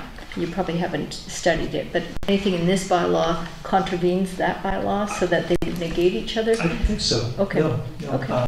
And there may be an opportunity to build this mechanism, the fee mechanism, into the current bylaw, and I think that would be interesting to look at. So, okay. Yeah. Okay. Well, let's do that. Yeah. What does everybody think? Yeah, I think it's a good idea to seek legal advice of where if it goes in here separate or not. I think it sounds like a neat idea. Mm-hmm. Okay. To get some advice on whether it works in Maple Ridge, I guess, also from a lawyer. Mm-hmm. Yeah. Go ahead. Yeah, I do too. I think it sounds like a good idea.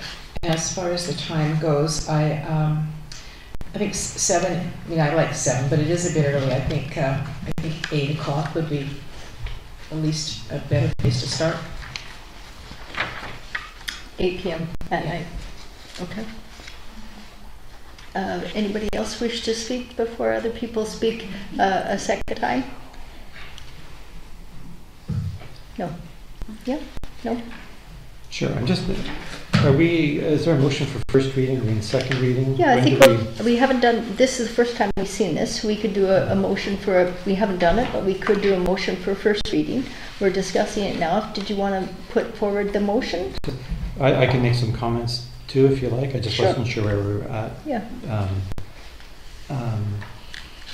I guess I was interested to learn, and perhaps Mr. Tarnowski's heard from our lawyers, but how well does it work in terms of, we're amping it up here quite a bit, and we're very specific on a whole pile of different problems.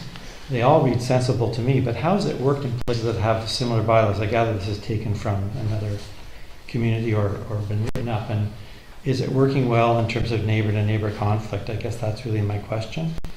It is quite detailed, and it's bringing together those 3 different characters, so that's just a question I had, and if we don't have an answer, maybe we could ask the legal people who drafted it. How about if we ask her? Sure. Ms. Tarnowski, do you have any information regarding this? I do have a response to that question, Councillor Gray. So this version of the bylaw is a revision and improvement of all previous versions of bylaws that have been written for other municipalities. So at this point in time, it does work well. Like I mentioned earlier, it was an improvement of the other versions of bylaws didn't quite work so well.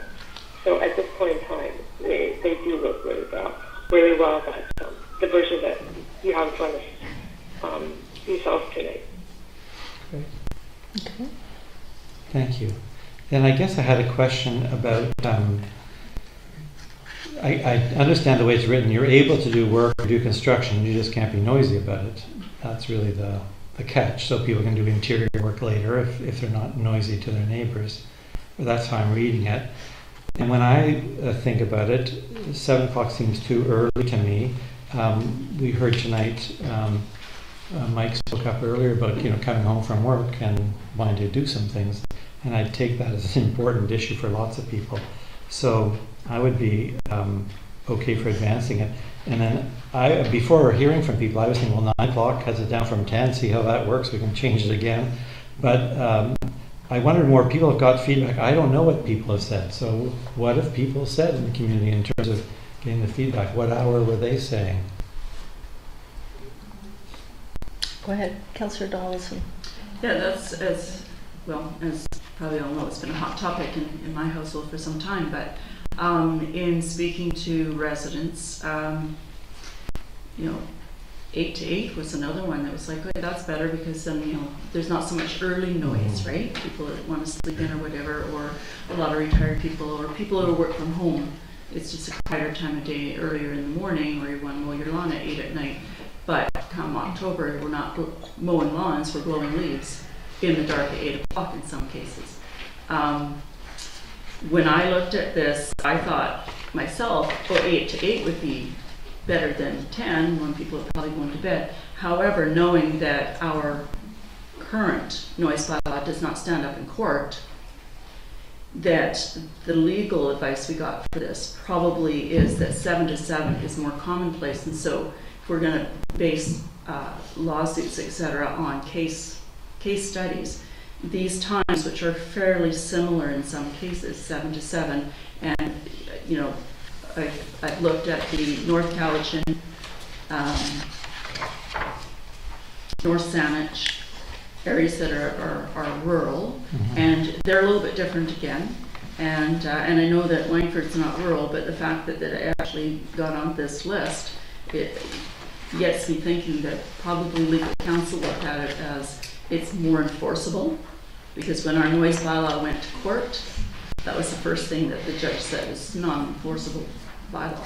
So there's a lot more to work with here, and it's more commonplace, I think, when we're looking at some of these. But 9 o'clock is still late. Doesn't matter what time of year, and if you put dusk, then that's subjective. everybody's a different idea.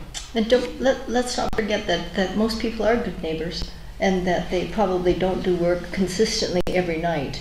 These kind of bylaws are people to use as a guideline. And if somebody was working till 9 o'clock one night, I'm sure that they could talk to their neighbors, and we encourage that and say, I'm noisy tonight, but I'm not going to be noisy for the next 32 days. So, go ahead. Yeah, maybe it would be helpful to read that decision too. If we're going to get this other work done by Maple Ridge, let's get a look and see what the failing was there. I think that would be good to see. Oh, that's a good point.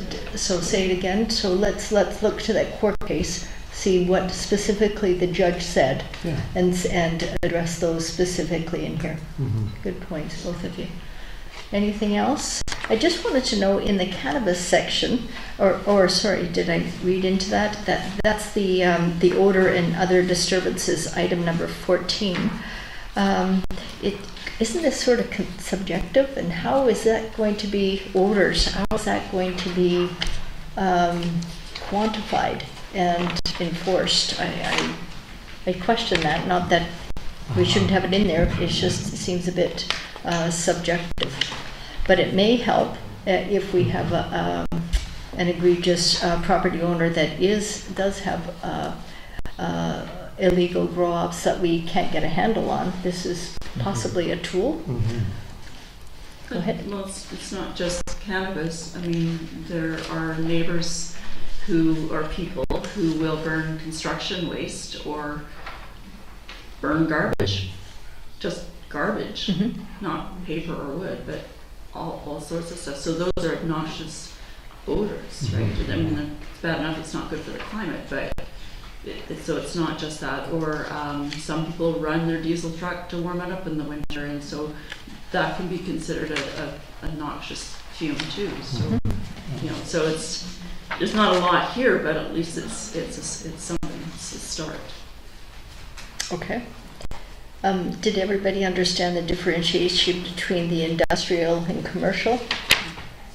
I wasn't exactly sure. For instance, on page 177, section 7, section 6 does not apply to industrial or commercial activities between 7 and 6.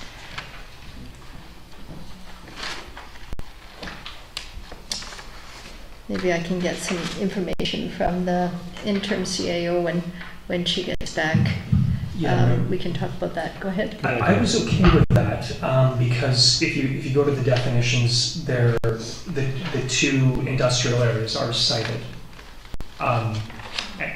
Like this is where industrial activity would take place. So, to my reading, it's really specific to those particular industrial sites that have been identified in the OCP. Yeah. Okay. That's the way I read it. Okay. Yeah. Okay.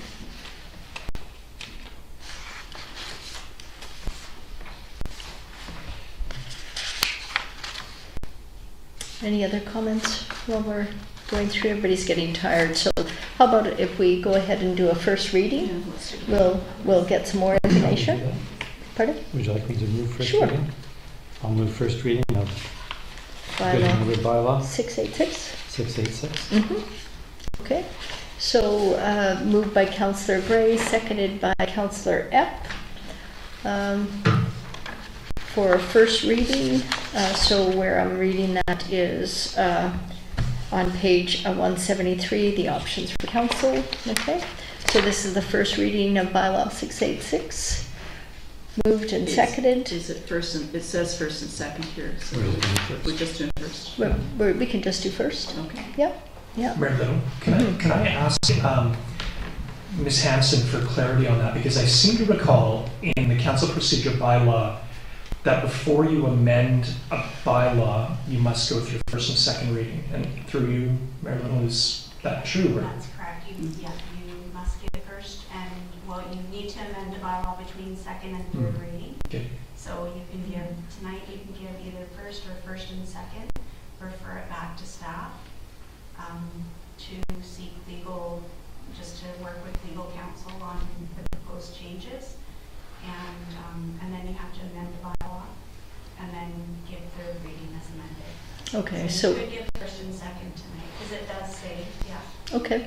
just the code of conduct was only given first reading Okay. initially. So can you make an amendment and then we Well, will? I'm just thinking, I think they have to be done separately, but I was just thinking if we give first reading, like get that information back, then we can pass second reading and move forward. I'd like just to get more, get the gel in there so we know what we're up to. Okay. Before jumping to second, but Okay, that's so one idea. so this is moved by Councillor Gray, seconded by Council F. First reading, all in favor, opposed, carried. So what are we going to do now?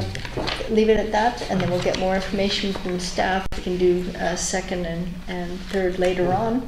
Do we need a motion? Are we clear what we're asking staff to get more information on? Again, through you, Mayor Little. Yeah.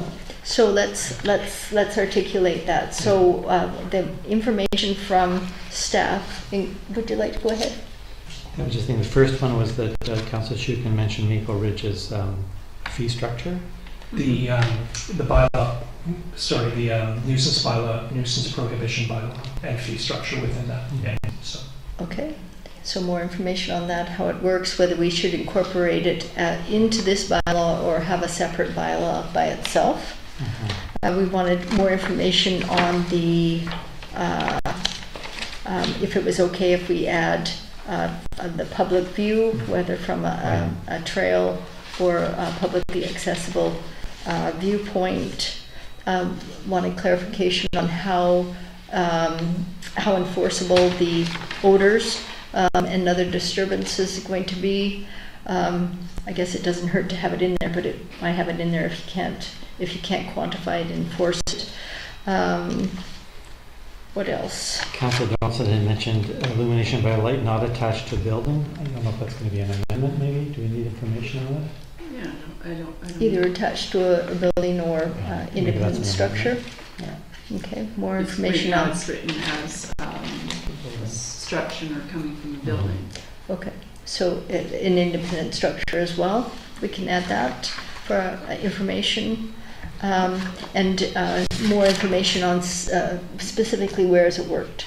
And, and it would be really nice to know if they have gone to court, whether they've been able to use this as a tool to effectively, yeah, go ahead. Oh, sorry, if you're No. just back to odor for a moment. I believe that there was an earlier discussion, like months ago, about how there is technology that can measure odor. And so the question might be to understand how it's measured, if it can be measured within that question. So. Okay, great.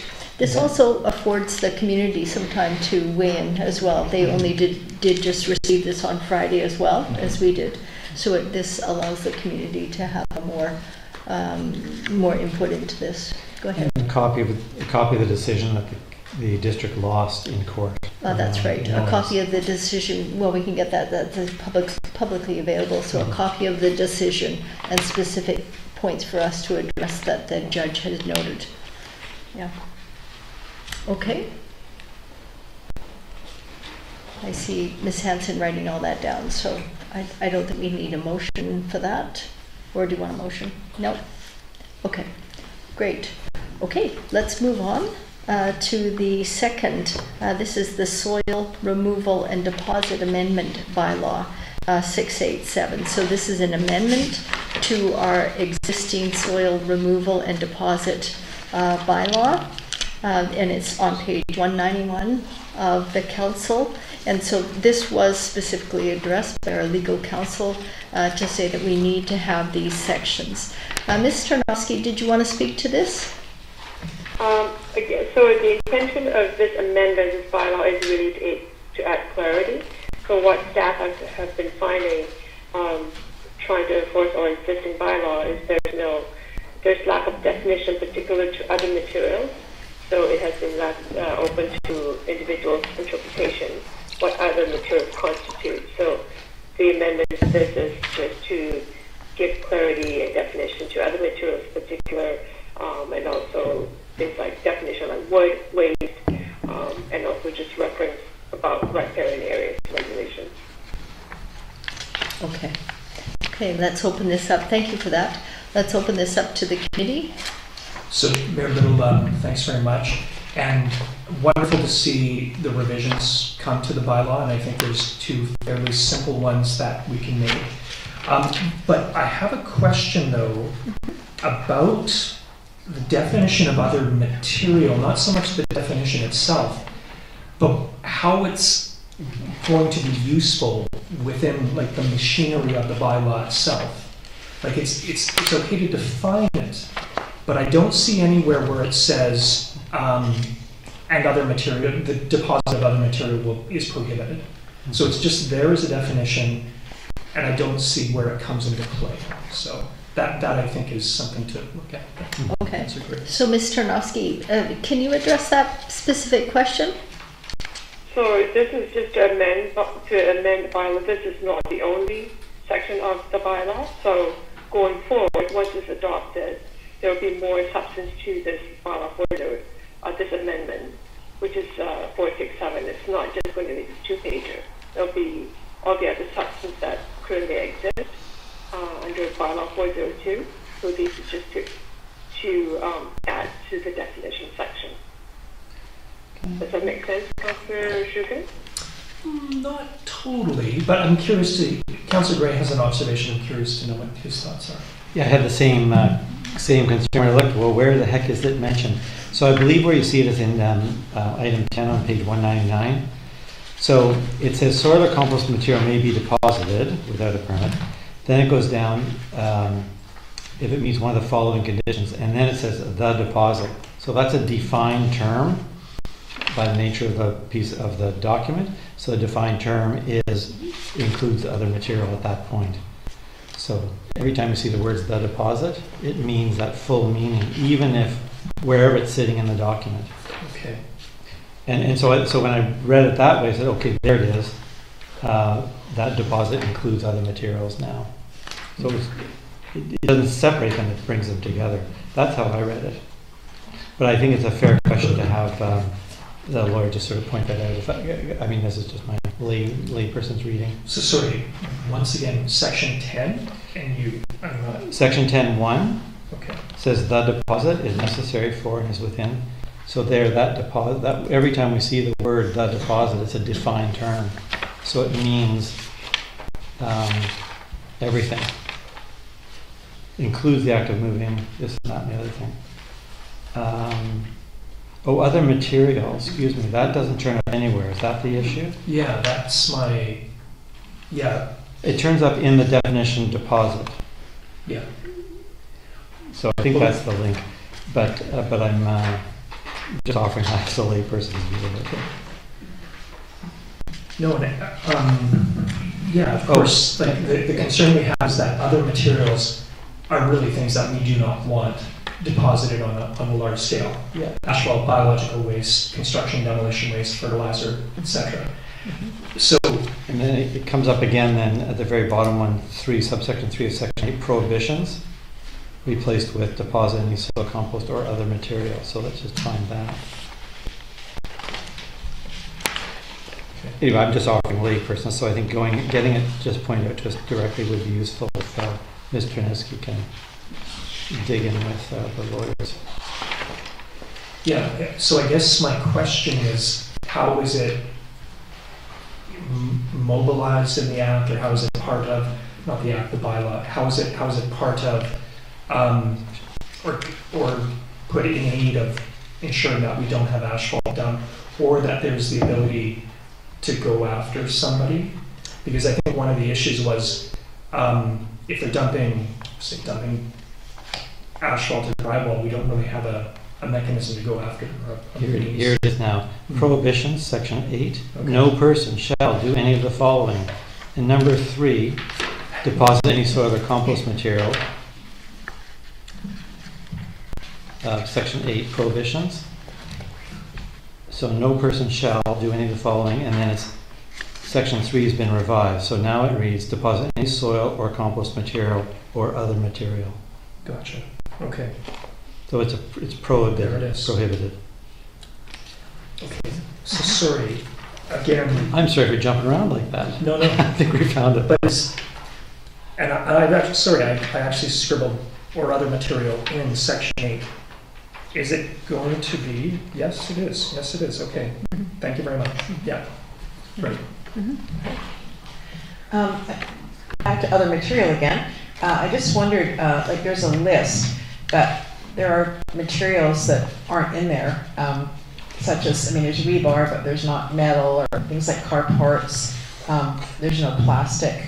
And I'm just wondering about, it's almost impossible to sort of list all these items, but, you know, I just wonder if there's any way that we can put some generic thing in there that would, you know, cover just about anything that's not compostable or something like that. Good question. Yeah, like a term like non-organic or non, I'm not sure the term. Yeah. I know what you're getting at. We're going on 5.5 hours here. My brain's starting to shut down. It's man-made or recycled materials. Say that again? Man-made or recycled man-made materials. Man-made. That's a good one. Or recycled. Thank you. Materials. Okay. Man-made or recycled materials. Okay, let's consider that. Adding something like that. Maybe with more sleep, we'll be able to think of something. Thank you. Something else for the following definitions. Plastics. That's a good one. I hadn't thought of that because that's a lot of plastics. There's a lot of plastics. Manufactured is the other word. Yeah. Manufactured materials. Okay. Okay. So where were we? Did we do first reading? We've got the first reading, a first and second. No, a first and a seconder. Now we've had a discussion. We can call the, do you want to say something else before I call the question? Go ahead. Okay.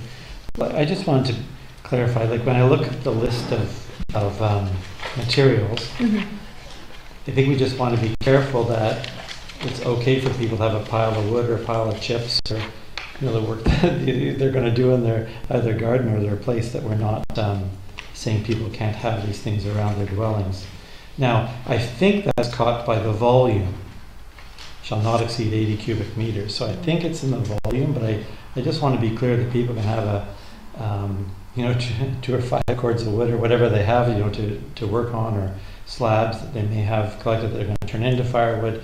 You know, there's those practical questions of living where we do that people do have. I mean, I think our department, Public Works, drop chips off at people's homes sometimes that they've carved. So if it's just to get clear that the volume is what limits it, or is there something else in here that we didn't see? Yeah, and I can't imagine that people would complain about people having cords of wood in their yard. No, right? And no, so but just to be sure we're not catching that in the language here. Right. And Mayor Little, I thought the same thing as Councillor Gray, and when I went through the definition, I think it's okay, because again, sawdust isn't like firewood, or hot fuel isn't firewood, bark isn't firewood, bark mulch, like these are really specific kind of non-firewoody things. Yeah. So I felt it was okay. But again, it's... Okay. Any other comments? I'm keen to get the input from the public on this one, because a number of people have had complaints. So. The first reading. Yes, so we were doing first readings. We've got a first and a second. I'm going to call the question if that's okay with everybody. Can I? Sorry, we don't have a first and a second.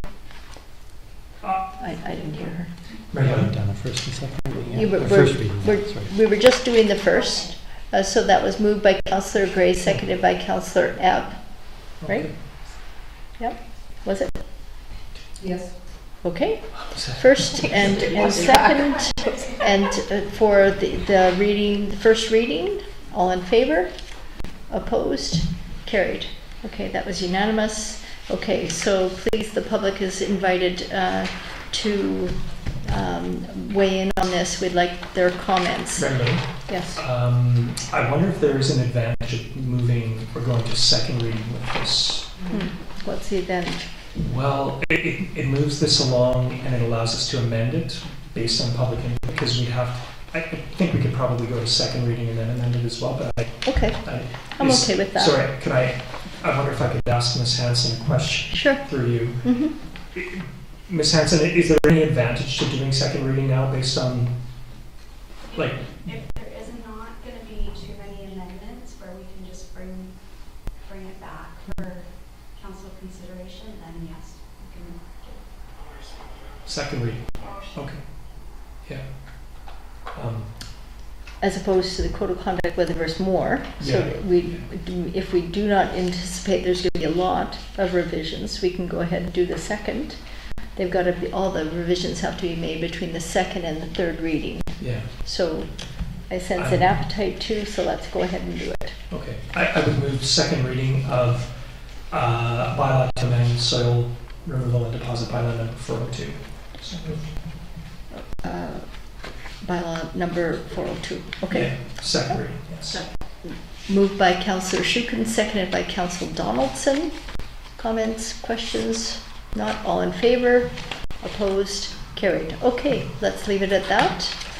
And move on to the, where are we? Soil. Okay, so this is just the last. I cited the wrong bylaw. The amendment is actually bylaw 687.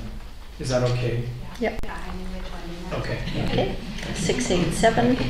Okay. Me too. Okay, and then moving along just to the last point, I had added, I'd like a brief discussion about flags.